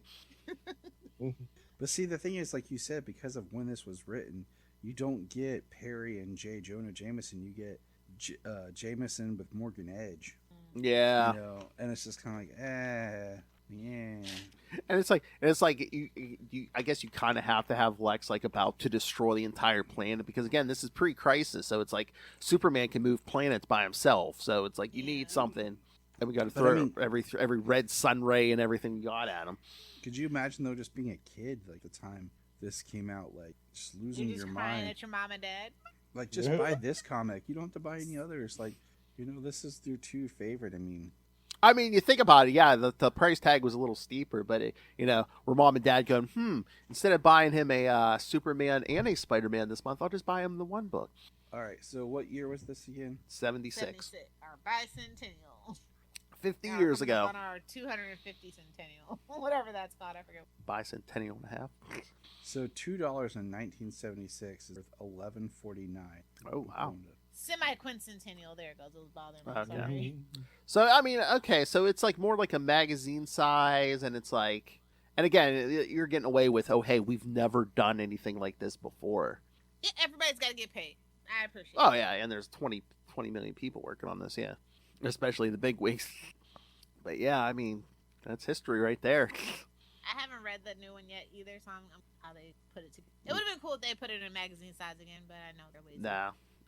I wonder, because like I did not realize when I went to that one comic book store that they had a couple of books that were like oversized like this in magazine. Like they had the Matt Fraction Jorge Jimenez Batman #1 in magazine size. Oh, did they? Yeah, and I was like, wait, I didn't know they did that. And then they had a couple others. So I'm just kind of curious if maybe there are some that do specials for a certain store, like, or stores have to order them or something. I don't know. Yeah, probably. It's probably like a variant deal. I mean that some of those Black Label books they were doing like larger size. That's in the chat for Black Label. I was gonna say, is that done? I don't remember hearing about any Black Labels in a while. I haven't seen a new Black Label book. Like, what they go through, like, just put it back as Vertigo. Stop messing with stuff. Yeah, I think now is the right time for Vertigo to come back. Well, and again, I think at least half, if not more, of that Black Label line was like either a Batman book or like a Joker or Harley book, or every once in a while they'd sneak a Superman in there. Yeah, what they did to Croc, I'll never forget. What, that he was an alien? Yeah. They made him an Son of an alien. But yeah, the new ones now, yeah, they just print them as like the new one. It's a regular size. Well, it's a little thicker, but do 50 million variant covers, and then it's like you get a main story, and then you get other characters teaming up in backup stories. Yeah, I was pissed because they let Red Hood for Black Label. Oh yeah, it was yeah. real sudden too, and I'm like, nope, I don't. Yeah, now he's gonna be leading a Titans team. I keep forgetting that was going to be a Black Label book. Yeah. Good old Black Label. Black Label book, you can be swinging that crowbar around. I don't. It would be cool if they did a whole new line, like of these kind of. Like if they did that Batman Deadpool, and it was okay. I don't know. I just don't know what why. I expected from modern comics. I just don't know why they would put those two there. Well, name recognition. Harley's right there, Babs. Or even better, put him against Deathstroke. Yeah. Like that's what we were waiting on. Right. But Deathstroke's problematic right now. Yeah. So And Power Girl and the Punisher. I mean. We'll talk about that next episode. Yes. Yeah. That's not even the most controversial thing in that story, Paul. Paul. I mean, I trust Gail Simone with anything, but I don't know. Editorial interference, if I've ever seen it. Yeah. Although in the I haven't read it yet, but in the I don't know if it's a Venom issue, but there's a crossover going on right now between this Amazing Spider-Man and Venom books, and Paul may be meeting his untimely end. Well, he should have got his brain. Eat his brain. Eat his brain. I don't want to say untimely. He should have bought it 2 years ago, but yeah, Paul may. No, the new villain might just like stab him through the heart, or something. Eat his brain. I want him to go in the most vicious way possible. I told you, yeah. He's going to become the new Chasm. You shut your filthy mouth. Nobody deserves that fate. Hey man, if it cures Ben Riley of that crap, I don't know for it. He ain't getting a Goblin Queen. We know that much. Gobble gobble. Yeah, I know. Again, you guys will have to read that Punisher Power Girl story because that kept taking me out. I'm like, Frank blew him away. He's tit distracted. Oh wow. Aren't we all? Well, some of us here. Everyone but Justin. I can still acknowledge them. But yeah, no, and I will warn you guys, there is a one of the backup stories in the new one. There is some Superboy Prime. That's okay. Is he punching his way through pocket dimensions or no? Well, you're close. You'll have to see, yes, but it's Okay. it's kind of set in the past when Peter's wearing the black suit. So. Okay. I might be interested. I like Superboy Prime to a point before he destroys all continuity and we're chasing our tails for the rest of the Before he starts ripping people's arms off. No, that's my favorite thing. Oh, forgot Murder and Mayhem. These are the things I love for. Justice for Panther and Baby Wildebeest. Oh God. Agreed. All right. So any other thoughts on this historic issue? Well played. Hats off. I mean, it was fun to see Lex Luthor back as a supervillain again. That's my favorite Lex. Is this all we need to Robotic Chaos? That's his favorite. Supervillain dude with weird gadgets and lime green armor and stuff. Like that's my favorite Lex. I can't stand the cigar smoking Donald Trump Lex. Like I don't like 80s, early 90s Lex. John Byrne. Yeah, the John Byrne Lex. I mean, I like that he made him a businessman, but yeah, other than that, like I don't. Yeah, I missed the super. Wasn't even an original idea, but that's fine. Yeah, but I like the story. I like that this happened. I'm really excited to read the new one because I think there's a lot more potential than what was mined here. Even looking at it from that time and not, what I would think a modern story should have. I just feel like there was a lot more they could have done with it. And then about a month or so from now, yes, we'll cover the Superman and Spider-Man from 1981, and then the new Marvel one they're putting out, that one, that's I said that's the only one I could find that actually had a foil cover. The Marvel one, I pre-ordered that. Oh, speaking of foil covers, did they do a foil cover for that Green Lantern 600? I don't. I'm not sure. I know the one I picked it when we went to the store. I didn't see one. They should have done a foil for that. Oh yeah. For that. I mean, 600. Come on now. It's a perfect opportunity. Well, the Will Allred still pulling his hair out. He's like, "How the hell did they get the 600?" Because for how many years they've had like multiple they'll have like Green Lantern, Green Lantern Corps, Green Lanterns, and he's like, "How the hell did they get that number?" Because they, went back and counted every Green Lantern book that was. They mashed it all together into one content. But we did mention one name. Marvel had an ad in one of these books. The 2025 Harvey Award Hall of Fame inductees. I guess maybe on the Marvel side, but Peter David, of course, and John Byrne. Byrne. Titillating audiences for decades. John Byrne. All right. Oh no, I did. Oh, I don't have it on the computer, but yes, here I did. There's my Green Lantern 600. The Kyle Rayner. They kind of like did a new Kyle Rayner costume. Nice. It's all right. It's not as good as the original, but. Oh, I picked up the Superman movie. Nathan's toy. Oh, the Guy Gardner. Oh God, the face mold is awful. I had to have it. It was so terrible. Which one did you get? DC needs to get a better toy maker, like the regular little action. Let's just let McFarlane do everything at this. I'm sorry. Oh well, I mean, Spin Master is supposed to be out, and it's supposed to be Mattel now. It's back to Mattel. Oh really? Yeah. Damn, they got the WWE. They're getting all the work. No, they got Disney. Good for them. So, yeah, because that was the big thing. Like people were freaking out about the McFarlane, but McFarlane, if you notice, a lot of their figures they're putting out, they're labeled. They're putting them under like a banner of not a toy or something like that. Yeah. Like there's collectible. They're using like some other language, and that's why all their figures now are like these deluxe editions, almost, instead of just being. So they can charge an arm and a leg for them. Yeah. They should put artisan in front of it. That's what they usually do. Artisan figure, not for the faint of artisan. heart. Artisan collectible. Deluxe and deluxe. You got to put that on there. Yeah. Super deluxe. Super deluxe and Hold on, premium. I'll show So you. It's so bad. and premium too, so people will know that it's made from people on top of it. The toys are made of people. Oh God. Can we normalize giving our action figures actual clothes, please? I'm so sick of this pure plastic garbage. Look at the bowl cut. That's the only thing they got right. This face mold is bad. It's bad, and whoever made it should feel bad. Oh my. That was some AI slop if I've ever seen. That's all like some kind of insult. You should feel bad for that face. But like, you wouldn't be able to tell that face mold. That's like as bad as the Wonder Woman mold. I hated the freaking original Wonder Woman. Oh damn. Her jaws were way too chiseled. All right. On that note. Guess I can bring up the list. Yeah, like I said, next time we're going to cover the new Superman, Spider-Man. Well, the first new one, because the second one will be out towards the end of April, which we're in. Duh.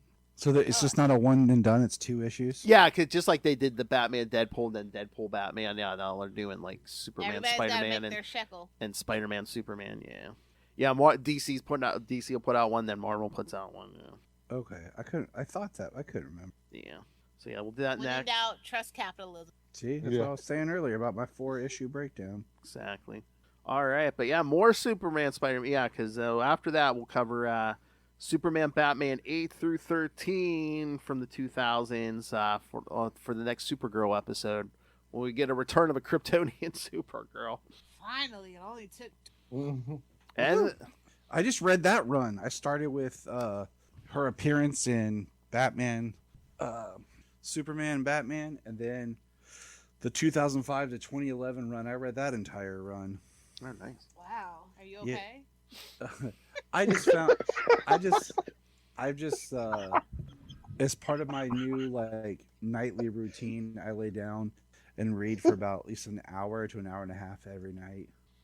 Yeah, I usually try to read for a couple minutes. Yeah, it's part of my self-care that I promised my wife I would do going back to my job and everything. Oh, nice. So. I'm too scared to read comics before bed. And it's so funny because it's like, you got how many covers up there with Supergirl, either with Jessica Drew or Spider-Gwen or Silk, and it's like you got no Supergirl story in this thing. Yeah. And I would have loved to have seen that Power Girl Black Cat story. There's Mr. Tyler Patrick. I'm sure a lot of us would. Hey, we just started. Yeah, we're talking. There's some of the those are the regular covers. I have another one with the retailer incentives, but yeah, there's some covers. I like Crypto and Spider-Pig.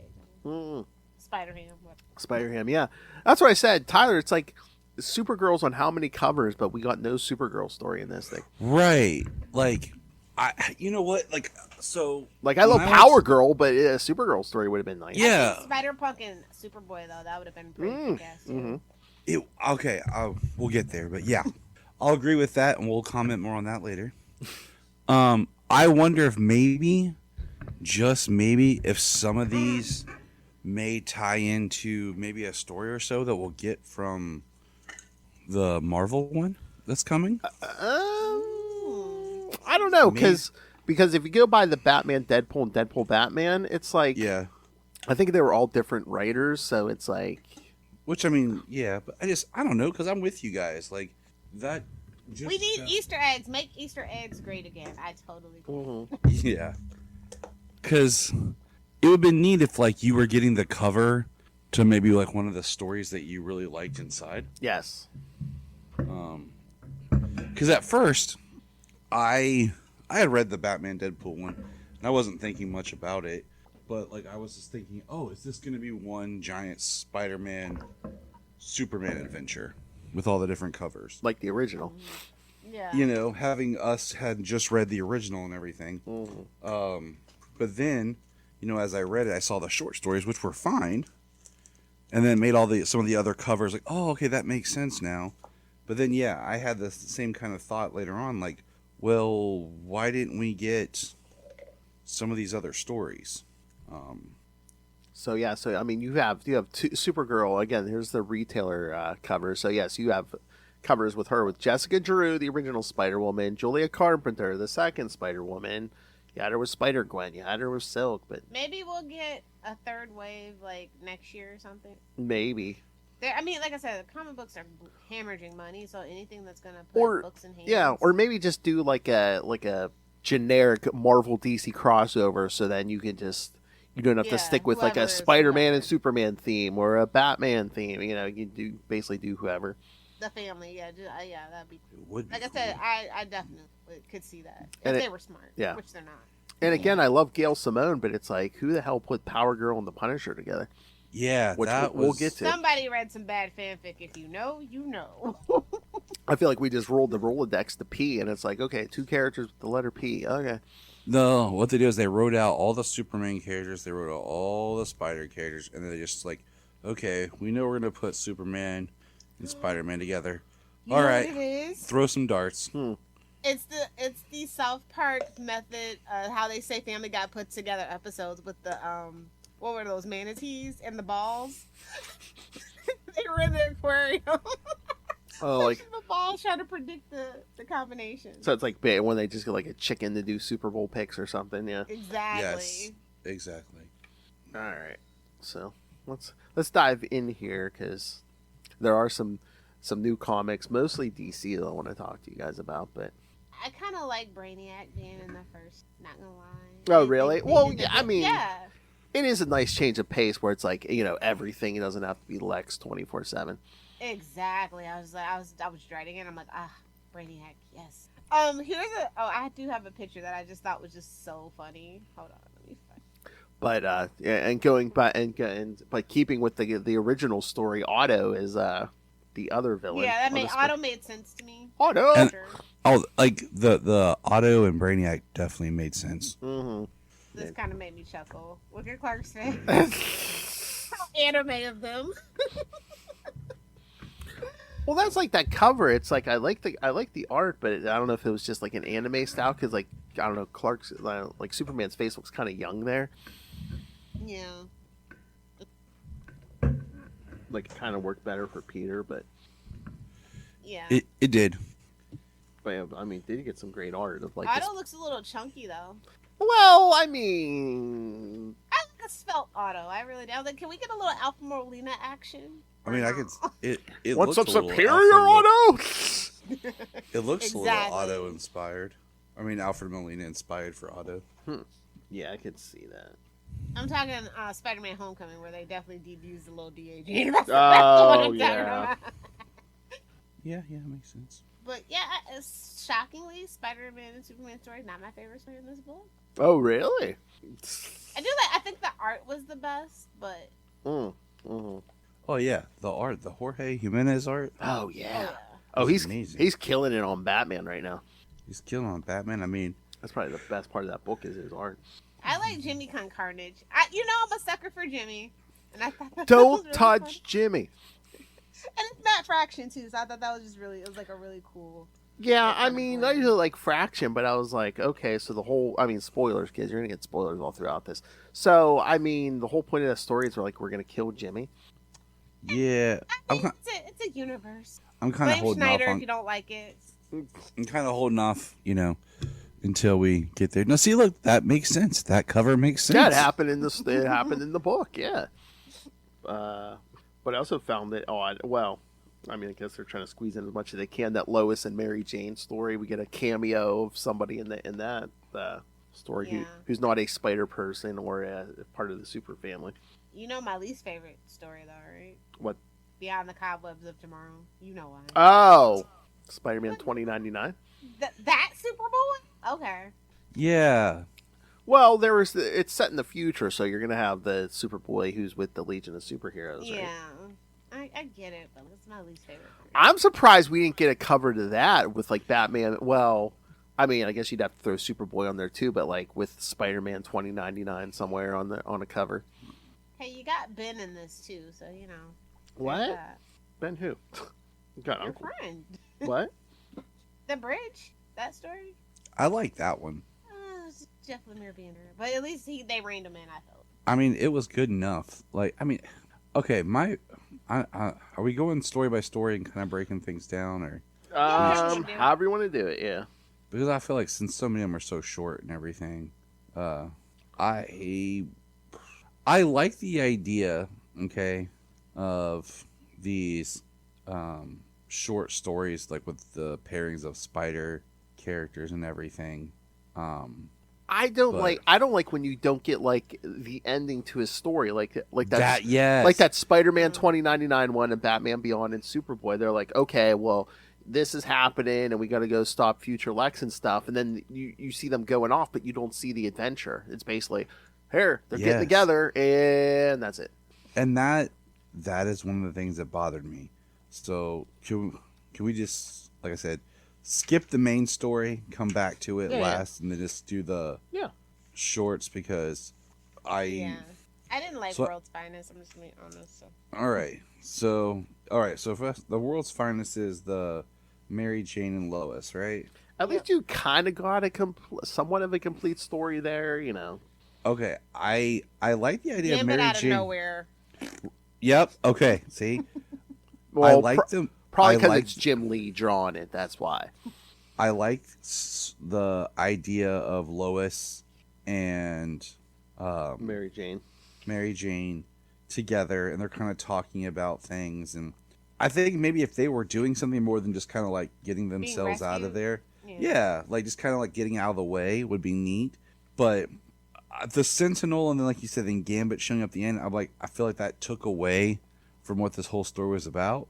Like Superman and Spider-Man, it just made now not just the Spider-Man are on this, but all of Marvel is on here. And it's just so weird when they complete his line. I'm like, really? How do they know the whole "bang you dead" line? I do like the whole question where she's like, "Is this your first time hanging from a bridge?" She's like, "Oh God, no." I think that was really cute and funny. That was like my little chuckle of the story. I was like, "Well, you could be worse. You could be Gwen Stacy." I was gonna say, you can't pit Dave Peter without hanging off a bridge. And I mean, and those are the stuff that kind of dug, was like them talking, and just kind of like, I admire you. But then it did kind of default back that it seemed like in this story, Mary Jane is just a model.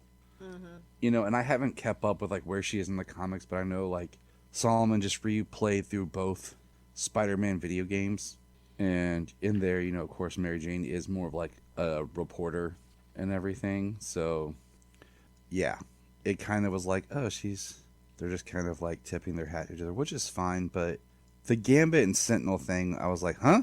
I was like, so not even does Superman and Spider-Man stop a Sentinel.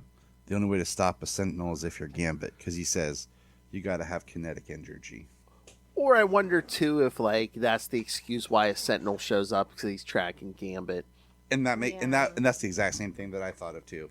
Was Gambit? But the fact that he like ends the story too, that's lesbians. I'm like, okay, I love Gambit, but like this just wasn't the place for him. I feel like one, he was a plot device, and two, because it's Jim Lee drawing it, so it's like, which X-Men did Jim Lee want to draw? Okay, Gambit. I agree. I'm with you. Peter in his underwear. I that was for somebody, but it wasn't for me. Oh yeah. So here. And the next story. Yeah, we're gonna. Okay, so the next one with the Tapping let's see. in, yeah. Or wait, I thought Pages was the next story.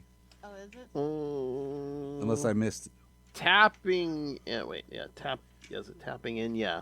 Which one's Tapping? The one with Peter comes home and then Superboy Prime's there. Yeah, that's Pages. Oh wait. Oh, okay. Yeah, I think you're right. Oh no, it's funny because look, the first page it has Tapping In there, but then you turn the page and then it says Pages on the next page. Yeah. So what's the title? It's like there's two titles. I think it's Pages on the wiki, so I guess we'll. Okay, we're on the same page. I this one I didn't like because I wasn't quite figuring out what they were trying to reference, if it's a certain point in time. Well, depending where Peter's at, and he's wearing the cloth black suit. This is like the 80s. Yeah.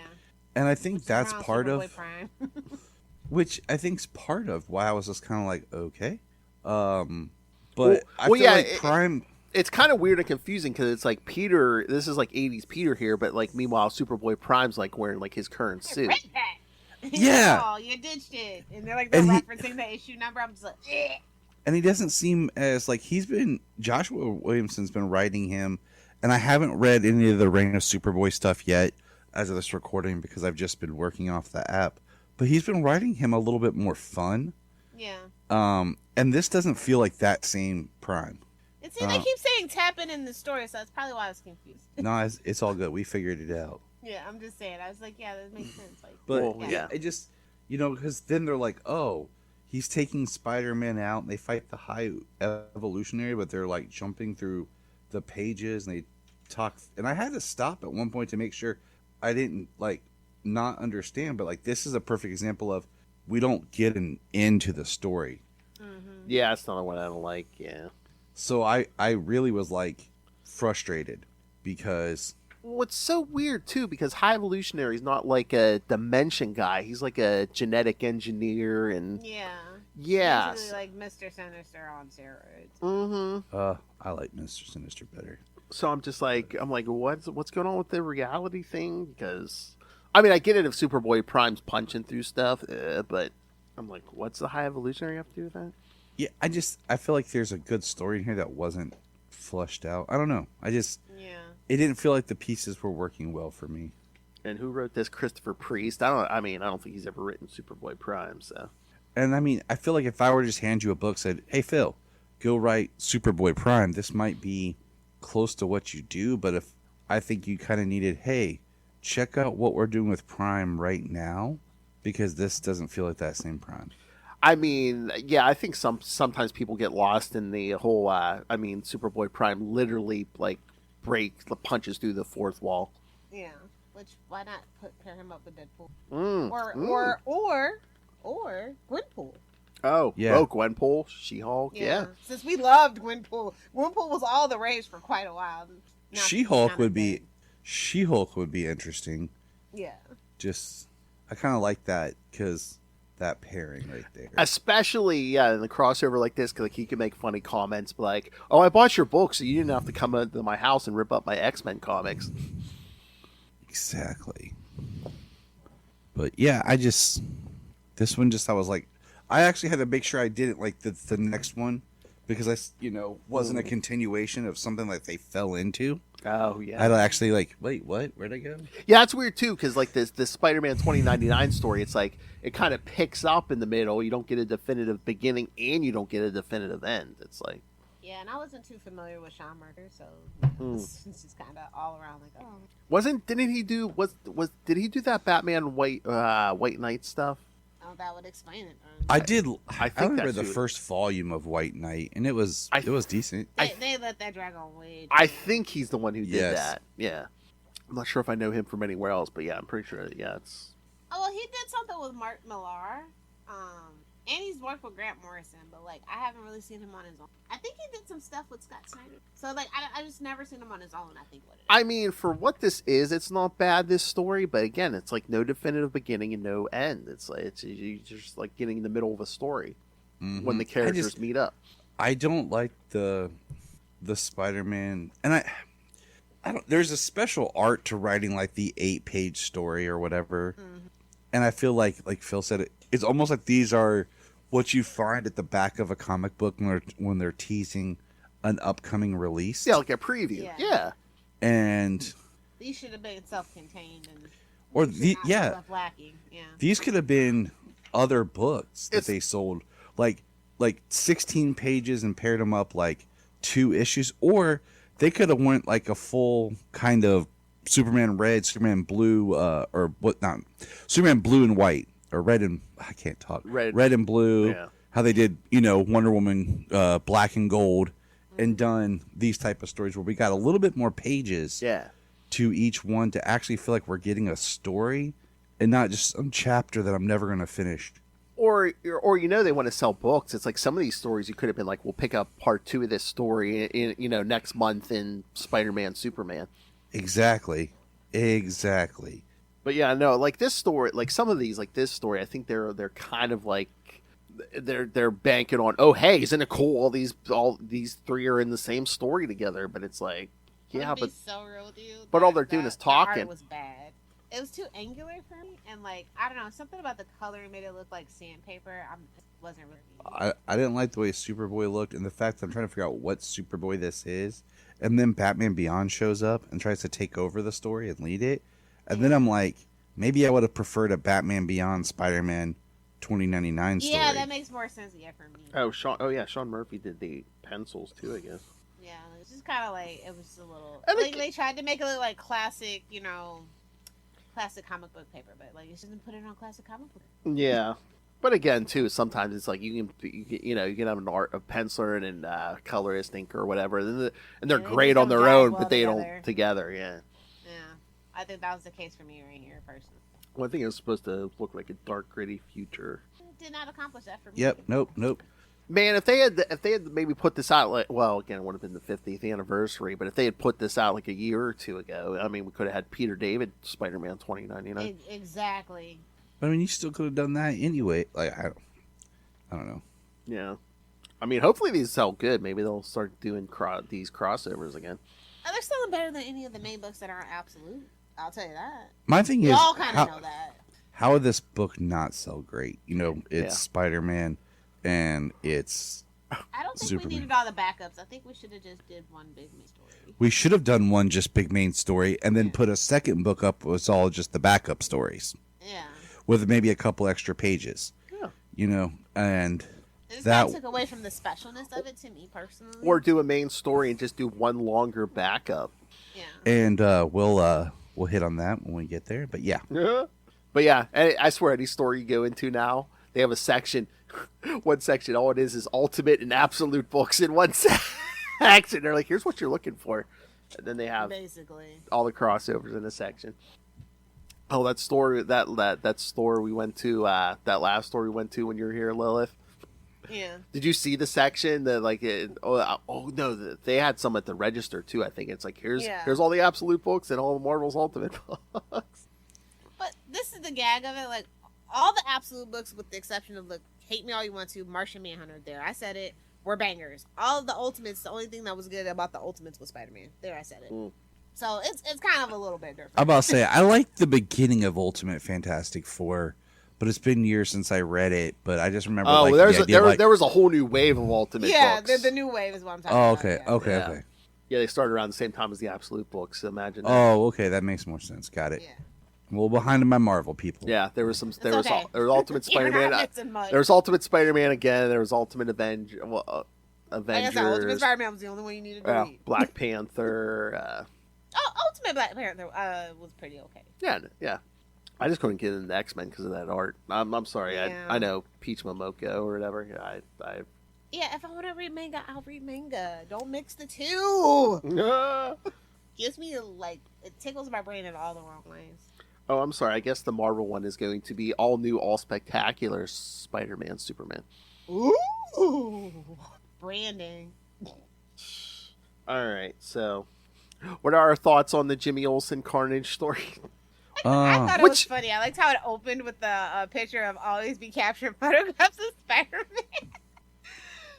Well, I liked the way it started. I thought it was funny. I liked, but I didn't realize that was Peter at first, till a little bit later. Oh, on the bottom of the first page there? Yeah, like at the top, how he's yawning and everything. Oh, yeah. And I was just like, I just thought it could have been, I don't know, I don't want to say better, but like the idea of like Peter, I just think there's a great Peter and Jimmy story like we talked about last time. And you could have hit on that a little bit and then had something where Peter goes off and then Jimmy's hunting down Carnage and thinks it's Spider-Man. And then at the end, Spider-Man shows up and he gets like a cool shot of that he's showing Peter of Spider-Man and Carnage. Compared they did the thing though, Tyler, where like it's Spider-Man, don't be a newbie tourist. and that I had to laugh at. Funny and quippy, and for the most part, it was upbeat and perky, where a lot of the other stories really weren't, I guess. But for it to be upbeat and perky about Carnage was kind of like it just threw me for a loop. I was like, okay, Matt Fraction's kind of funny. Did it seem kind of weird though? Like Jimmy Olsen didn't know what Spider-Man's supposed to look like. Who knows? There's so man? many spider people though. I think maybe that's meta. I guess. Like maybe Jane got a symbiote eventually. You know what I mean? Like it's just so many spider people. But I mean, it's still kind of. But I mean, it's a little. I can't talk today. it's still kind of confusing because you're dropping us in these stories without no setup of the world, what they know, who they know, why Jimmy Olsen is working, at the Bugle. So it's just like he doesn't know Spider-Man. Okay, like I'm gonna go with it because that's what I'm being told. Yeah, exactly. But then this was a really cool shot though, and the art was great in this one for me. Like they had a lot of cool things going on with the art. But this is like my favorite little panel for sure. But then we have other stories where they just kind of know each other, and you're like, oh, okay. Yeah, it's kind of one of those. Just go with it. Don't think about it too hard. It's just a comic book. which is fine for some stories, but then some of them, like, I feel like I need to know a little bit to kind of feel like. And I guess it's supposed to be funny, but it's like it's that kind of a downer that Jimmy Jones just gets killed. I thought it was funny because I feel like the redheaded stepchild because like it's a Snyderification of everything. You know what I mean?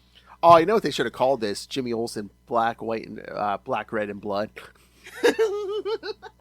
Like those Marvel series. But just and also I feel like it's a meta commentary about like when you move to like Marvel's New York, like to the newbies. I don't know. It's just to me, it was just really. Yeah. It would have been funny if he would have had some kind of like Spider-Man signal, something, or It like the whole thing where he's trying to signal. Like you just about the wrong guy, Pat. Yeah, like when he's trying to use a signal watch but the battery's dead. And the first time I read it, I had to kind of think about it and go back a little bit, and see like, did he die or was it? Because I was like, oh, they got his photo, so, but then I was like, huh, maybe he is dead. Well, the last panel of this story, they kind of show his image above the bugle. I'm like, okay, I guess he's dead. Yeah, exactly. That's why I was like, because they could have found this camera, I guess. And that's when I was like, oh, that is kind of dark. So I was like, huh. Like, maybe if I wasn't laughing, like, because it was Jimmy, I don't know, like, but it was like, okay, I guess I'll laugh at this. So on the Marvel Earth, we talked about the crossover Earth that Jimmy's now dead. For now. Yeah. Sorry, Jimmy. It's comics. Yeah, for now. He'll get better. Don't worry about it. The Jackal's going to clone him and bring him back. Don't you dare ever put that in the atmosphere. Oh, Reign of the Jimmy Olsens. Ooh, I like that. Reign of the Jimmys. And then the bridge I thought was pretty cool. It reminded me of the movie too much. You know the movie with Pa and Uncle Ben. Yeah. I kind of wish though we would have gotten a little bit more of just them, like in the end talking, together. And I know it's a plot device, but I love Uncle Ben who never had two nickels to rub together, and all of a sudden is taking road trips across the country or something by himself. Told you, bud. Everything they do about him, it's all adding to my headcanon. I mean, might have been. What if Pa and Pa had run into secret agents Richard and Mary Parker? It just, I don't know, I like it, that they met, but then it's like, it's really like two people passing each other that really never have any, there's not like, Uncle Ben said something that inspired Jonathan Kent that later he told Superman or vice versa, Oh, yeah. And they don't even talk about like, I got this nephew or something that, and anything that kind of alludes to where we are or what's happening or well, that's the other thing too, because I'm like, how young are they supposed to be? So it's like, have Uncle Ben and have Uncle that was a nice shot. But it's like have Ben and May taken in Peter yet? Has Kal-El's rocket arrived yet? It didn't seem like it. No. And that's how I took it, is like, this is before that. 'Cause are these two even married before yet? They were burdened with they were burdened with children. They were happy-go-lucky, taking road trips. Kids do cost money, babe. They do cost money, and they what even their kid. You know what I mean? Yeah. So it's like, we'll take it the other little hellfire level. Are they even married yet? Ooh, living in sin. I do like some of the dialogue in the bias backup. So, some of that is good, but I was like, really? It's like it's basically a J. Jonah Jameson and Lois story. Yeah. We still didn't get our J. Jonah and Perry. That's what I was gonna say. I'm like, no. Well, that's what I said. That's what I was thinking. If we're gonna do this story, why wasn't it Perry? Well, I mean, technically, Lois is the current editor, True. But again, are we worried about continuity? No, we can't Jack Ryder. Yeah, but I said we can't be with some of this stuff. Yeah. Oh, there's another Lilith alias, Jacqueline Ryder. But I mean, like I said, there's stuff I like in this. But anytime, I just think the whole like discussion of a superhero who wears a mask is just like, guys, we're way past this. No. And I mean, some of the dialogue is good, but I'm like, is this when we have limited space? Is this worthy of taking up a space? Because again, we didn't get a Supergirl wasn't in any of these. We didn't get any Spider-Punk or Miles Morales or any female Spider character besides Mary Jane. Yep. So do the creators just come to them with ideas then and be like, hey, this is what the story I want to write? I think that's what it felt like. I don't think it was the case for Gil, though. I think that definitely had a little editorial. Maybe. I don't know. It just felt like those pairings just felt so wacky. And again, it's like, is Punisher, I mean, I know his first appearance was in a Spider-Man comic, but is he really a Spider-Man character? I would say more Daredevil than honestly. Well, at this point, yeah. Yeah, I think they belong to the same editorial office at this point now, too. So. Well, I wonder if that slipped through just because, Daredevil's season 2, Born Again's out, and that Punisher one-shot's coming here soon. So. Yes. Like I said, corporate synergy. And he's going to be in the Spider-Man movie, Yeah. But I mean, even then, they got the new Punisher book that's out, the Punisher Daredevil book. That makes more sense. I mean, if Daredevil popped up in here, it would make more sense, I feel, than Punisher. Punisher's a really big character right now for a lot of reasons, unfortunately. For all the wrong reasons a lot of the time. Yeah. He's got a booking. Well, again, Lilith, he has his one shot coming on Disney Plus, and he's going to be in the Spider-Man movie, so of course Frank was going to come back. Yeah. We knew he was going to come back no matter what, but... Yeah, like I said, sometimes it's definitely corporate synergy / editorial interference, but it was an okay story. It just kind of threw before. Oh, the Punisher one. But this story, it's Greg Rucka. It's just like I take what I can get. It's not over the top, I guess. It felt very somber and like grounded, where Greg can really get out of hand with the wrong editor. So yeah, I'm just appreciative of that. And like I said, it was a decent story, but again, you could have given time to more superheroes we didn't see, like Supergirl or somebody. Supergirl. People don't like Super. Listen, I hate to be the one to say I don't know who the hell Supergirl's for anymore. She's been in an identity crisis for as long as I've been alive. It is what it is. She doesn't sell books. And the more popular, we'll see how this movie does, but at the end of the day, and the more popular Power Girl gets, it makes it even worse. It makes it really hard to even justify it. Yes. Yeah. Power Girl is like a continuity cluster, like trying to explain that to people. Just look at the boob window and move on, man. That's just what we've all agreed on at this point. I mean, it's sad that as a character, she's been reduced to that. Yeah. But yeah, she's like pretty fun. Like I even like the Harley team up she did. Like they're trying with Power Girl at least. That last Power Girl, did it make it to 8? What was it, Phil? The one that spun out. No, that one passed that, didn't it? Yeah, it went for a good little bit. Like I think it's at least 12. I could be wrong. Okay. I think I might even look one past. So yeah, like they're trying. Like they really toned it down and like really, you know what I mean, in that one. So I think they're really trying to take Power Girl more seriously. And depending on how this Supergirl movie goes, we'll see if Supergirl ever gets a mainstay book again. And too, with like other characters like that, or is like more creative freedom working with Power Girl, because it's like there's certain situations where it's like, oh well, Supergirl wouldn't do that. What's like you can do with Power Girl? Power Girl would. But it's you're talking about like the books. It's like, yeah, and then the movie that they're making, the book there is a one shot. It's a pretty much an Elseworlds, and it's like Supergirl's a great character, but they can't find a way to really get her in a continual book. They can do great stories with her and be like, oh, and we're done. Yeah. But we can't continue an ongoing that's right. story with her. And then I mean, back when they first started the whole the All In and stuff, we did an episode where we talked about how just ridiculously huge the Super family was, and you had Power Girl and Supergirl, and they took Power Girl, they gave her a new costume where it didn't have the boob window, and and then of course they slowly had to bring it all back because That's what everyone thinks of when they think As of I Power said, Girl. comic book fans are gonna be comic book fans. You know, creatures of habit. More or less, it's comfort. You know what I mean? So, but it's all coming back to me now. I just looked it up. Yes, that last Power Girl series went 20 issues. oh, 20 issues. Which in today's market, that's a damn miracle. Yeah, especially because it's Power. like I said, I thought it was 12, but so I was on the right path. Yeah. But again, I mean, it's a miracle for anybody who's not Spider-Man or Superman or Batman to get more than 20 issues. Even Spider-Man be renumbering real frequent. Well, I think sometimes they have really great ideas that they rush through, and then they have some ideas that they just stretch out. Or they're like, oh, this could be great. Event. Just run through it. Yeah. And then be done. And like we always say, it's like sometimes some of these creators only get a year, so it's like they don't have time to come up with any like complex story. It's like, okay, you got to fit this into 10 to 12 issues, if that. Yeah. And then we're on to the next person.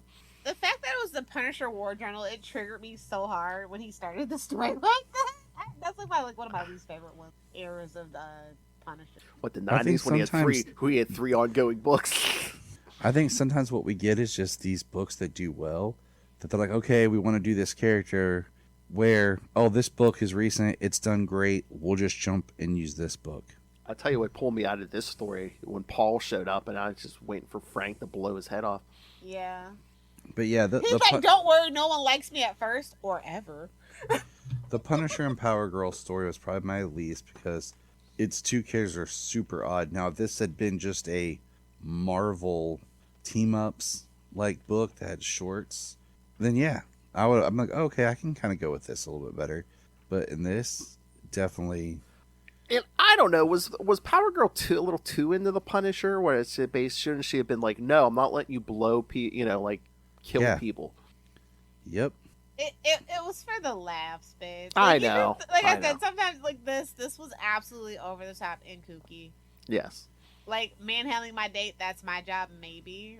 I'm like, who are you, Lilith Hellfire? And again, but again, it's like if you want to do a humorous story, it's like, but we're adding Frank Castle into a humorous story. It's just that the pony is egregious. I'm just like, yeah, thank you. I don't know, like sometimes, like I said, I just kind of roll with the punches. Like a lot of these other stories are very underwhelming. At least this was funny, doing something different. Yeah, I mean, Gail shot her shot. Yeah, she shot her shot. Like I said, this is some fan fiction that I've read. Like I said, if you know, you know. They really leaned into it. I was just surprised. I mean, again, maybe it was just a joke. Gail was going for the humor, but I was like, Paul? Yeah. Damn, Paul? Want your umbrella back? And I'm like, yeah. Whoa! Open up the umbrella inside. No. Damn. But also for that to be the story that it ended on, I was just like, ooh, maybe we should have rearranged some of these stories. I think maybe ending on the bridge would have worked a little better. I think that would have been because a better that's kind of and it's kind of like that was different, that was cool. That's one I never thought about, but I kind of like that pairing. You might not like exactly how it went, but you kind of be left more like uplifted. Yeah. I mean, do you think that they end on this story just because they're like, this is so far from the original idea, even more so than the Ben Parker and Jonathan Kent story? I think Ben Parker and Jonathan Kent are exactly what we should be. That's the stories we should be telling. Oh, yeah. Honestly, if you're going to do something like that. I mean, if you want to do something different, yeah. Middle somewhere, for sure. Mm-hmm. Or were they just like, maybe this story might rub people the wrong way, so let's just keep it to the end so we don't, put people in a bad mood for the rest of the book? I mean, it just kind of, it starts, you're like, okay, and then by the time you get through it you're like... I don't know, I'm like, there's no way she would be in the Paul. Come on. You're like, this is not the book. That's the point. That's true. That's true. You're like, this is not the book I thought it was. It's like, well, what the hell? Free dinner. Wish we would have blinded him. All right. Do we want to talk about we can circle back to the main. Yeah. All right. So I kind of so I started reading, like when I started reading this, and the Otto Octavius working on something and it ends up being Brainiac. I was totally like, this is awesome. This is cool. And then I turned because like Phil said, like I like that it wasn't Lex, so it wasn't a complete rehash of, just like not an updated version of the previous story. Mm. And then I look over to the next page with the press passes, and we have this conversation between Peter and Superman, and they already know each other. He makes the Woodward and Bernstein, and he says, "Is my extremely outdated reference?" Mm. And I'm like, oh, and then they already know that each other is Spider-Man and Superman too. Mm. And I'm like, oh, yeah, because that's what I was okay. like. Oh, maybe they know each other from the previous crossovers, but it's like, yeah, now they know It who didn't each seem other. like that. Like, it would have been fun if they would have referenced it. Yeah. Like, well, at least Lex isn't at it again. Well, I feel like that's like the modern comics twist, where it's like, oh yeah, all superheroes know who each other's identities and stuff. Everybody knows everything at this point. Like, when you think about it, in this world, there's no way anybody could keep a secret identity. Yeah, and plus, I think it's easier for the story if they're not all like, oh hey. Yeah, convenient plot point is obviously convenient. Mhm. Yes. So I mean that threw me, because then I was like, oh, is this connected to the previous ones? But I like how Peter's struggling to kind of change and catch up with Clark. Yeah. But that double page though spread is awesome. Truth, justice, and great responsibility. But my thing, like from a reading and writing point of view, is that like this is a great story that's too short. Yeah. I feel like there's, reading a lot of modern comics, you see how they take their time. Some do it well, some make it too slow. But I feel like in this story, there's parts where they kind of leap logic a little bit, or leap little pieces of the story that we just have to kind of Fill in the gap. fill. Yeah, and I think this would have been a great this story right here could have been the entire oversized issue, because when I bought it, I didn't know it was going to be.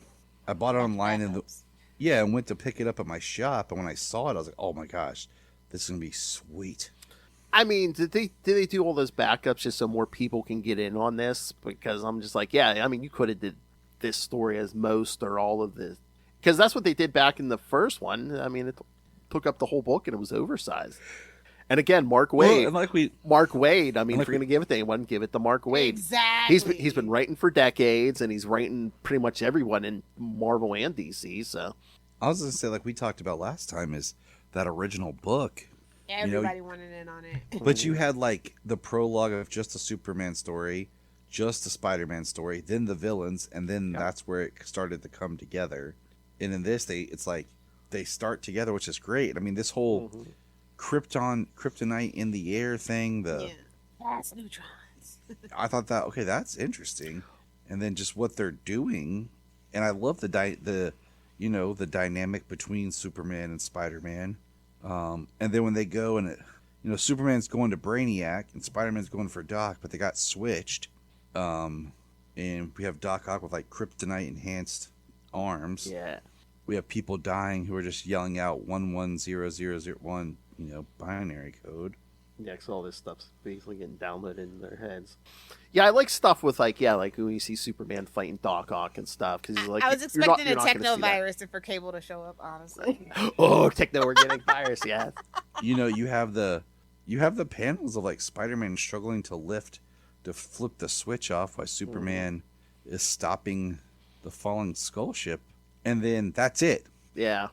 Really, like I was like, oh, okay, and then it's like they're kind of wrapping some things up. So Peter's got the, if you juxtapose, if we would have gotten a little bit better like unity in the storytelling, like the fact that Peter's now at the Daily Planet and it's got a huge check where he's talking about everything, compared to like Jimmy Olsen at the Bugle. I mean, that would have been a different story. But yeah, I mean, this story should have been the whole issue, this whole big issue, because again, it's like, imagine you get, I mean, Mark Waid's a genius. Imagine you give him this much of a page count to tell that story. Because then I'm reading and like he makes the joke about the punchline is Jameson paid for Spider-Man to go to college. So I guess Peter's still in college at this moment. And then you turn the page and they're off together, and it has, the great cover reference to the original. And then I turn the page and featuring, and I'm like, what? So it's not continuing the same story? Like, that's it? Yep. I was like, the bad guys kind of got away, sort of? Like, must be Christmas. like... If you don't know, Tyler, it's like a running gag that when like Spider-Man fights a villain on Christmas, like whether it's like a burglar or a robber, or he just kind of lets him go because it's Christmas. Most of the time. So Yeah, must be Christmas. Yeah, makes sense. But I mean, and I know we always complain about them milking it, but it's like again, this is the one time I would have allowed them to milk. Well, instead of like doing that story and then all the backups, do a series of one shots. I don't think anyone's going to complain about that. But some of these one shots I definitely wouldn't have picked up without other. Oh yeah, and some of these backups aren't deserving of a one shot, but even still, it's like if you make them all one shots, you don't have to pick them all up. Like if you did that Spider-Man 2099 story, you'd be like, I'm not interested in that. Then don't pick up that one shot. But yeah. You would definitely have to come with bigger, better stories if you're going to do one shots. Yeah. Or is it just it's too much of a task now? Just because. Yeah, we don't really do people, showcases and stuff like that people anymore. were So I think that's why the art of the 8-page story is kind of dying. Oh yeah. But see, that's why I love, like I said earlier, about the Superman red and blue, the Wonder Woman black and gold, whatever the Harley Quinn one was. But again, you could have got this whole. It's a theme and it's very like nailed down, and they gave them like very good. I feel like it's like do what you want. Yeah, and again, it's like you could have had this whole issue with Mark Waid and Jorge Jimenez. I mean, we could have got a Dan Mora whole issue somewhere. I mean, yeah. And I mean, I don't like all those covers. Like, can you bring those covers back up, Phil? Oh yeah. Because like we were talking, let's get this. I was gonna say the regular covers or the retailer incentives. We'll do the regular covers. Yeah, first. no. We'll talk about the retail covers later. But I mean, just some of those. Look at that, like. The Jimmy Olsen and Carnage makes sense. The Prime and Black Spider-Man makes sense. Yeah. And then other than that, like you have some Superman and Spider-Mans, which makes sense. Yeah. Because those are just like different variant covers. Which I think the main cover should have been the blue background. In my personal, that should have been the main ones. It's like obviously they're both red and blue. Yeah. And I mean, I know they've both been done to death, but I would have loved to have also seen a story of those two fighting the Green Goblin and Lex. Yeah. Yeah, but I mean, we haven't been there yet. We got Doc Ock again. Yeah. But I mean, just looking at these covers, if I walked into a shop and I was like, oh, this is a backup of Spider-Punk and Superboy Connor, Hell yeah, baby. I'm in. Spider-Ham and Crypto. Yeah, I'm buying that. I'm gonna hand it to my kids. Jimmy and Carnage. Okay, I think Solomon get a kick out of that. Supergirl and Gwen right here. Okay, cool. Well, that could be pretty sweet. I could buy that for Sayla, or maybe Supergirl and Jessica. Maybe. But then I get the actual book, and I'm like, huh? So. You know the one I really want, Black Cat Power Girl. That's all. I mean, that's what it's all about for me. I mean, that could be a seriously good issue too. Yeah. You have the right writer. Yeah. I'm thinking G. Willow Wilson. If you know, you know. But yeah, like I was just really kind of disappointed with the pairings for sure in some of these. But like variant covers are just where we're at this point, unfortunately. I mean, I'd be almost cool if there was something like if you did something where all of the super family and like all of the spider family were brought like sucked from their world into like Battle World. Yeah, or something. Where then the journey was they each had to go off in pairings to discover something to free themselves from this. Somebody hire Tyler, please. Oh my God! Can you just imagine? CB Jabolski. Can you imagine if they just did that like for all Marvel and DC, just like a Secret Wars crisis or something? And that's what I'm saying. Was that a birthday gift? What? Your shirt? Oh no! This is an order shirt, Nana. But I just think there's these two characters especially and the similarities and stuff that we've discussed. I think really lean into that. This is something that is marketable, and I look forward to, the next one. Yeah. You know what a missed opportunity was? When we saw World's Finest and they were on the bus, I thought it would have been really cool if it would have been like them during the story of the previous story where Spider-Man and Superman are fighting like Brainiac, and I thought that would have been a little cooler, like a little bit of a, tie it in, have like a nice little... I think that's what a lot of these stories were missing. I was surprised they didn't call back to that original story at all since it is like the 50th anniversary. Yeah. Yeah, I mean, I was sitting there thinking like, like what Lilith just said, like if you had the Lois and Mary Jane meeting, is because they're saving people during the Spider-Man and Superman battle, and they don't know who each other is. They don't know how they tie to the hero, and then after the battle is kind of when it all comes out. Or they just become friends, then it leaves on the fact that they don't know that they're tied to the heroes that were battling. Yeah, I think they were all tied it in, like they're friends, like Clark and Peter are friends. And all right, back to the drawing board with this book, guys. Let's go. I mean, I'm sure they're gonna do another one. Well, yeah. Like, next time they really need some money. Well, we're getting the Marvel Cash one. injection. We're getting the Marvel one next month. So. You know what I mean? After Yeah. this. Yeah. They'll go back to the well. They always do. I mean, I'm sure the sales are healthy on this, right? Well, I mean, Who knows? it has to be. I mean, being Spider-Man and Superman. I mean, distribution is really terrible right now, guys. I don't think you understand how like dire it is in a lot of places. We'll see. Well, I mean, even if people are ordering this online or something. Yeah. Okay, so I did find that we are going to have a Superman and Spider-Man story, but it's going to be Miles, and the art I'm looking at is the Superman costume from the Reborn era, written by our favorite writer, that classic guy who created Rogue Lazar. I refuse to say his name. You got the button, Phil. Do it. That's what I was going for. Yes. Spend this. So that's one I saw that's going to be in the coming up. I thought you were going to say that guy who created Rogue Lazar. You know what a lot of people were saying though? Like this didn't have like a lot of like ads and stuff for the lead up to this, like you normally would have expected. I think they've cut their marketing budget for a lot of stuff. Well, I mean, remember when we used to get ads for other products? Now they're just promoting in-house. You know, they're all the books. Well, my mom gave me some comics that she found, some old comics, some from the 90s, some from the 2000s. I haven't went through all of them yet. And I told her, like, I was flipping through, I was like, you know what's really cool about older comics like this is the ads for toys, games, you know, TV, whatever. But just how the ads used to play in these books, and you don't get them anymore at all. So here's been the trend for the book. At least this is what a couple of my comic book shop owners have been saying. They're saying that the DC ones have been selling really well, and so they try to order the same amount for like the Marvel version of the crossover, and then those do a little significantly less. Well, do you think it's like some confusion? Because I know like the couple stores had to put signs up there to say, "Hey, Batman, Deadpool, and Deadpool Batman are two different books." I think it gets confusing too because you have a gajillion alternate covers. Yes. So you're not even looking for, oh, this cover's different than this cover. Yep. You're like, oh, and that was like, I didn't realize at first that it says DC Superman, Marvel Spider-Man, and the next one is Marvel Spider-Man, DC Superman. Like, it would have been better if this was part 1. Yes. And then part 1 of 2, and the other is 2 of 2. Or at least put some kind of big banner on the top of the covers where it's like, okay, this is DC's book, and then part 1, part 2, like this part is Marvel's 1, part book. 2 or something. Yes, one Make it more clear. 1 of 2 and 2 of 2. Yeah, and that is the best way because that helps get through all the cover crap. Yeah. You know, even if you just automatically think, oh, they just flipped the titles, you're not thinking, oh, it's a second book.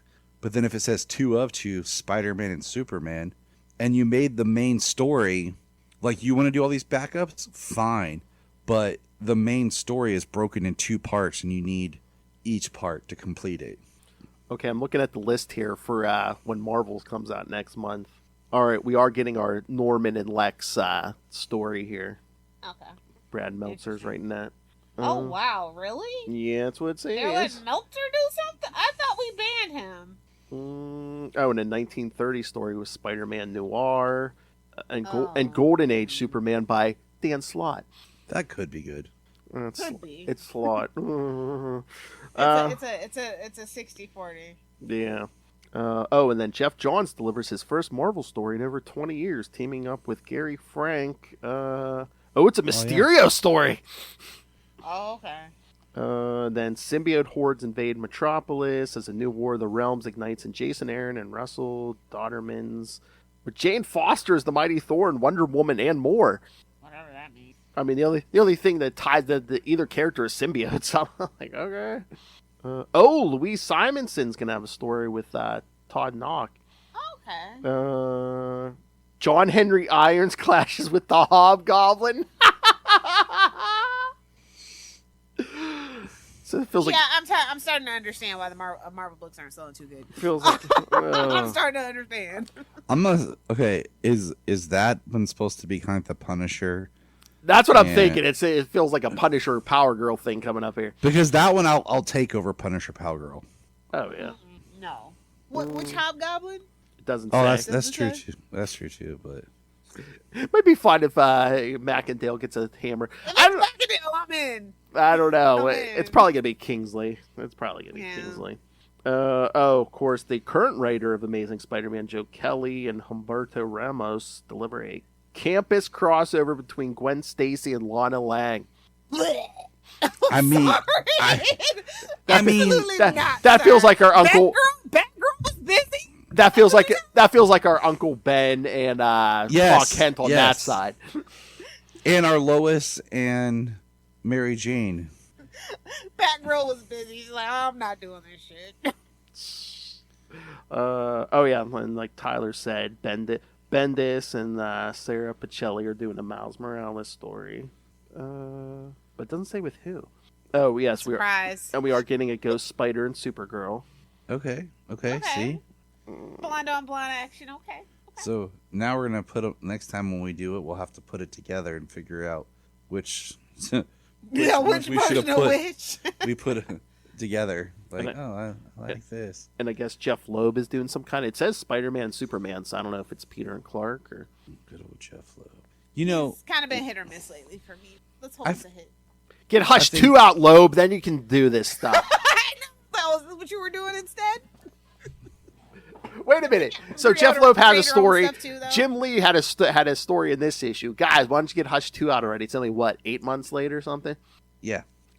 The last series of Batman has not been completed yet, and we're already 8 issues into the new Batman series.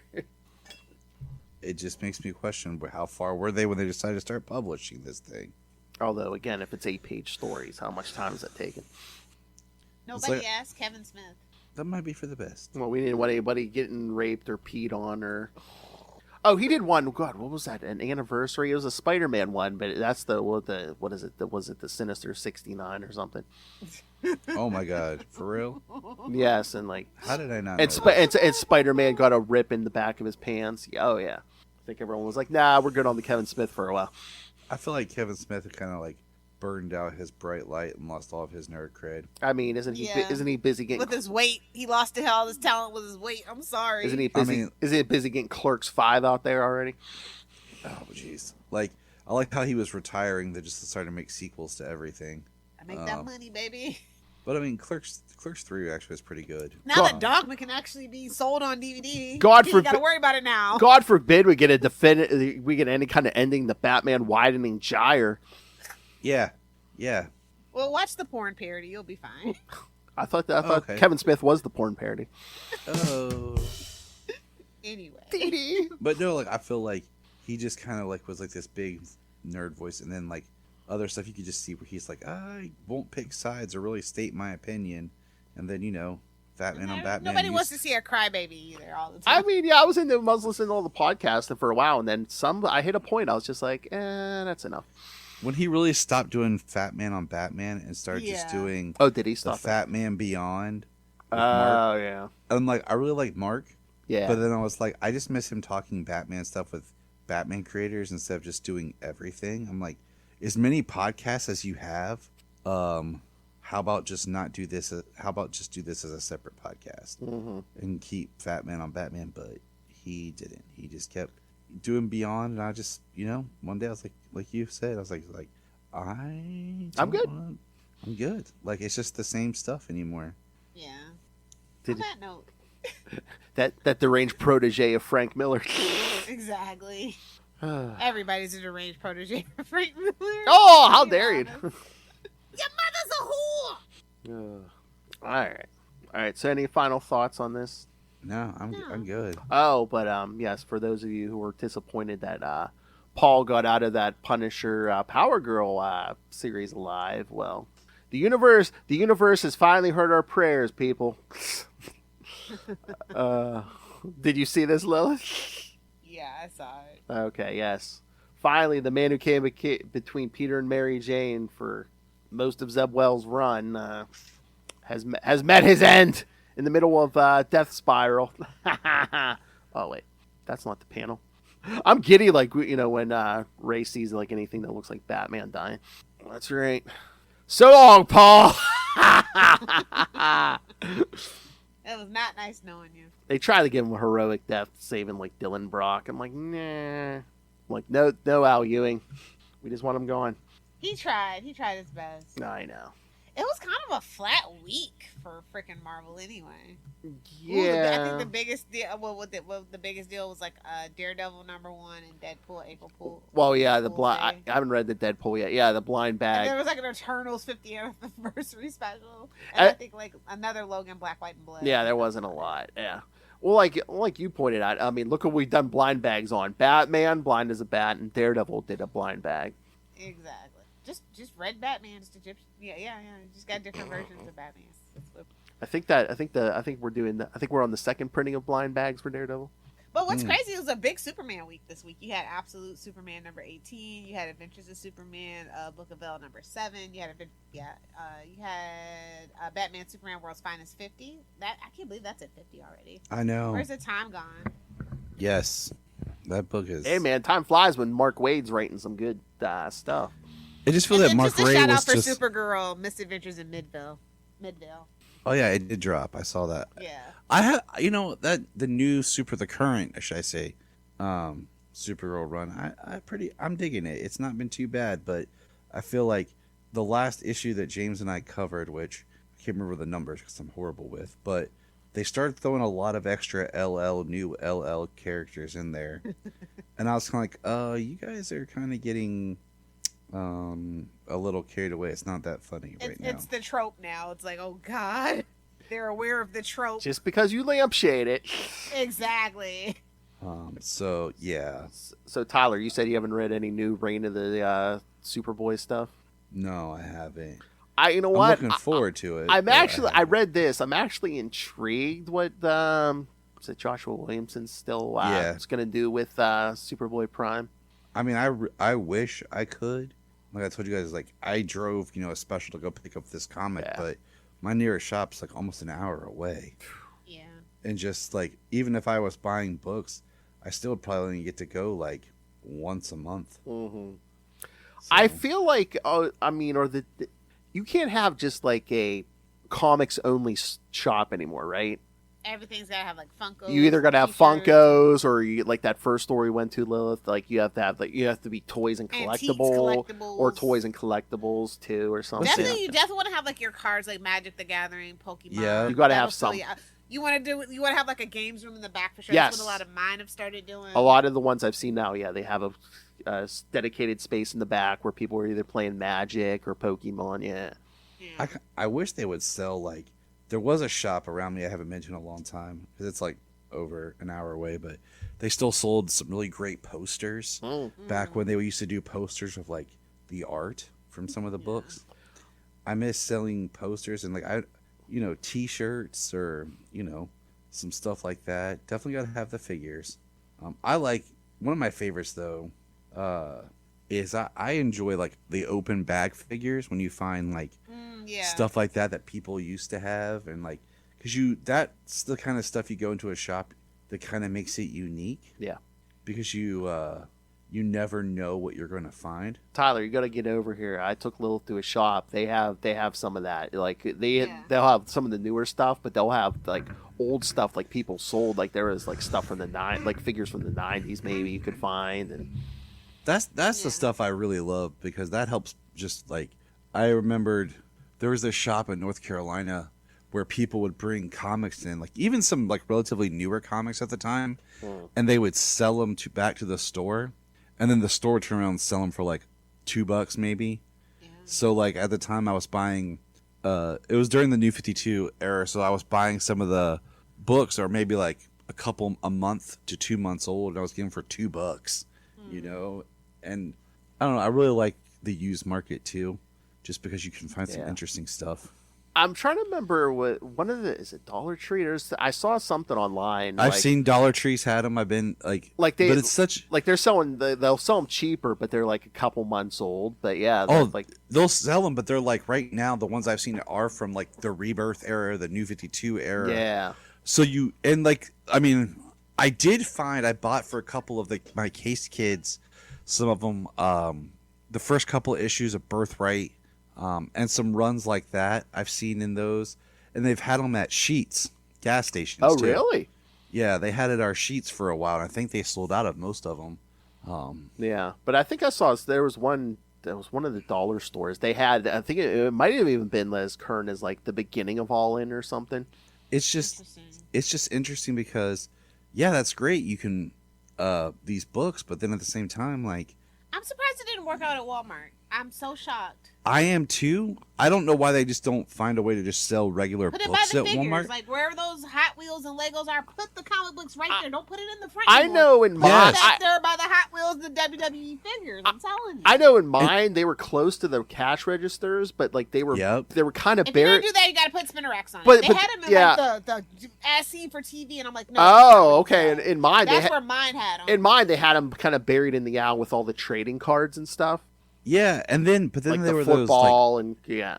well, they were like the books, like where they were binding them together. Yes. And they were like in a plastic bag, not cool. And then they had them like the special editions, and I'm like, just sell the regular issues. Yeah, yeah. Don't give me the reprint. Yeah. And I don't know. miss newsstands. There, I said it. No, I feel old. you're good because at times I do too, and I'll tell you, like, I miss too when they were just doing these reprints for $1. Yes. Like, because those Shout were out the to Image. They're still doing that though. because I would grab those for my kids. I'm like, hey, introduce them in there, and I would buy a lot more for.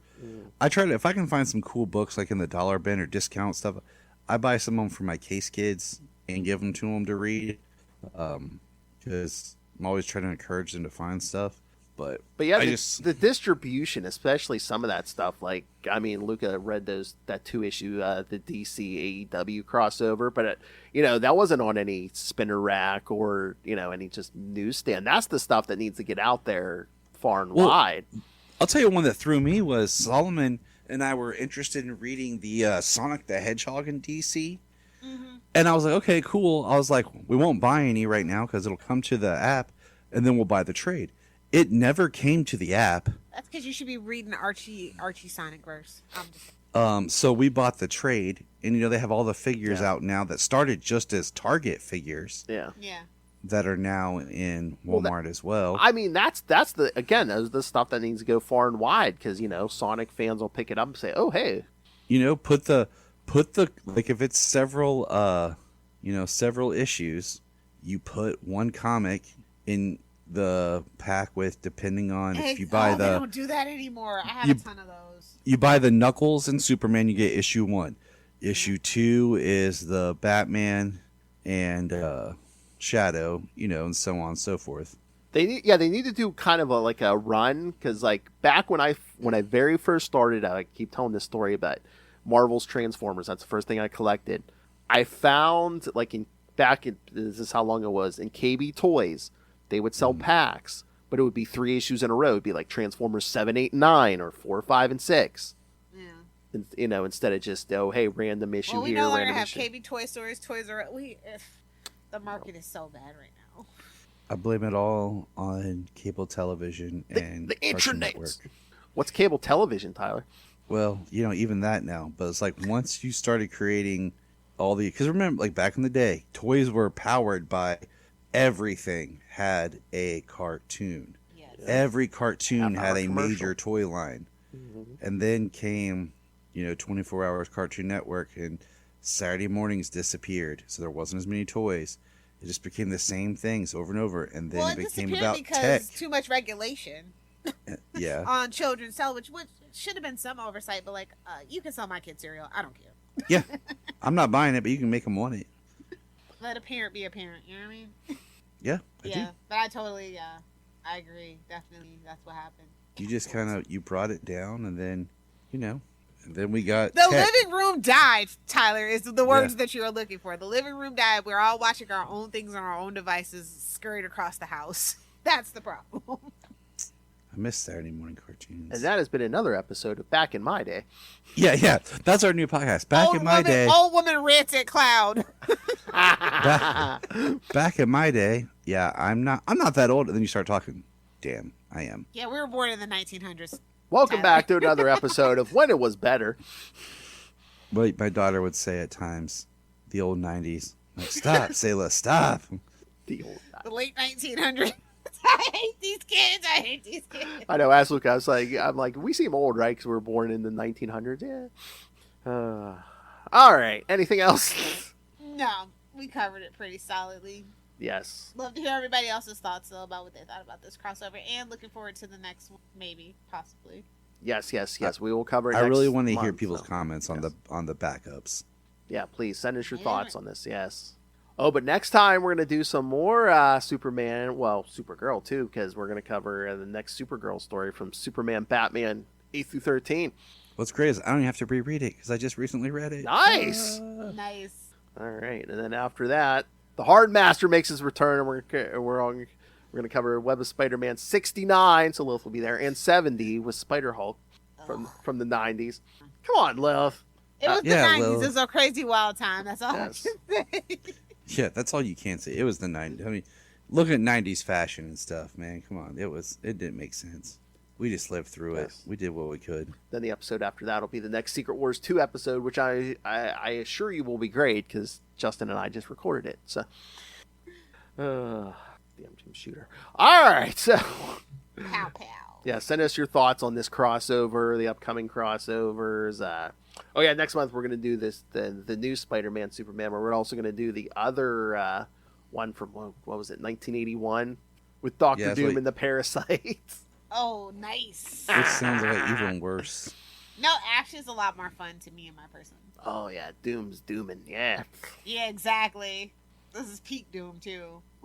Yeah. I mean, and I'm surprised that Doom, like Brainiac and Doom, weren't the villains. You want to start building some up, like, okay, the next Superman movie's who? Brainiac. Got it. With Lex? Yeah, but we just did Lex. Okay. And Marvel, you guys are building up for Doom, right? Yeah. Let's put Doom in this. Yeah, I know. I'm surprised Doom isn't in any of these now. Because it's flopping. All that Doom stuff flopped. They're not looking forward to that movie. The projections got redone, and it's looking pretty low. Well, I was going to say, they were pulling the trigger a little early on some of that Doom merch. Felt like I was living in Latveria. Yeah, don't put the merch out yet. Getting ads for Doom socks. Shout out to Eternals. Start. Still finding that stuff in discount bins all across the country. Go find Ollie's. You'll find it all there. Eternals, those prices just keep dropping and no one's buying. I told you I found something for $0.25, bro. I'm gonna tell you, even kids getting shopping at for Toys for Tots, the Toys for Tots store, it's still sitting there. Eternals, nobody wants it. I'm telling you, I was there. I know. I volunteered. I'm sorry. That's probably the biggest flop of the MCU. It's not a horrible movie. Just it should have been a series. Mm-hmm. Yeah, like they gave freaking the Inhumans the series instead of the movie. Yeah, like anytime you have that many characters that you're basically rewriting history. Yeah. And expanding on the lore that we thought we all knew, and not with one character. No, with like 8. You gotta have a series. And it's like, oh, they're so powerful. It's like, yeah, where were you when Thanos snapped, bitch? Just a simple line. We were told not to. Okay, but that means they really got not snapped. Who knows? They're on the side of the moon. Nah, that's the Inhumans. I know. Damn Eternals. Anyway, give them the info. I am. All right, so send us your thoughts on all of this. Email us capesandlunatics@gmail.com or call the voicemail 614-382-2737. That's 614-38-CAPES. Remember, you can find us on pretty much all social media. Got the Substack now, got the TikTok. Help support us by buying merch, Capes and Lunatics, Podfather Phil. I still got to add a bunch of the other ones, but Lost Library of Legends is up there, so go support your neighborhood owl. And again, Lilith Hellfire's favorite method, just rain the money on us through the Cash App link. And of course, the Patreon, where not only do you get at least one exclusive uncensored episode every month, but you get early access to all of these the regular episodes. Like you could have had this episode days ago if you just subscribed to the Patreon. And of course, like I say, any subscriber can suggest topics for us to talk about. So this is the only safe and legal way to tell Lilith Hellfire what to do. Shut up, Phil. That's right. She can get behind that message. Shut up, Phil. All right, so send us your go subscribe to the Patreon, patreon.com/Capes and Lunatics, and you know what it always is. Fucking crazy. Damn Al. All right, and of course, yes, go if you need more Justin the Owl, if you're missing him this episode, go check out The Lost Library of Legends, and then go to Amazon and pick up Dick Grayson Boy Wonder, written by co-host, friend, educator Kristen. So go help support an educator and educate yourself on Dick Grayson. And of course, again, if you want regular entertaining Superman conversation, go check out the Krypton Report with Tyler here, and now with the death with the death of Chuck Norris, the most dangerous man alive, Mr. James Cole. Roundhouse kick you. He'll kick you through the internet. All right, everyone. Thank you for joining us. Again.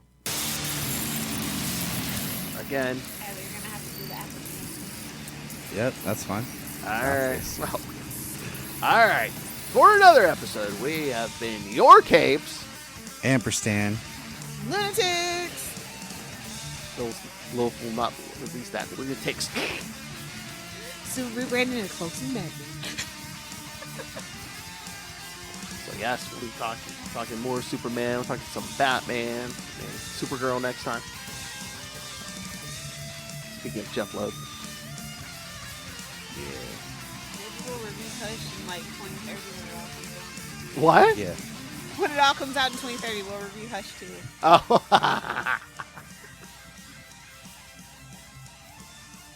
When will they learn?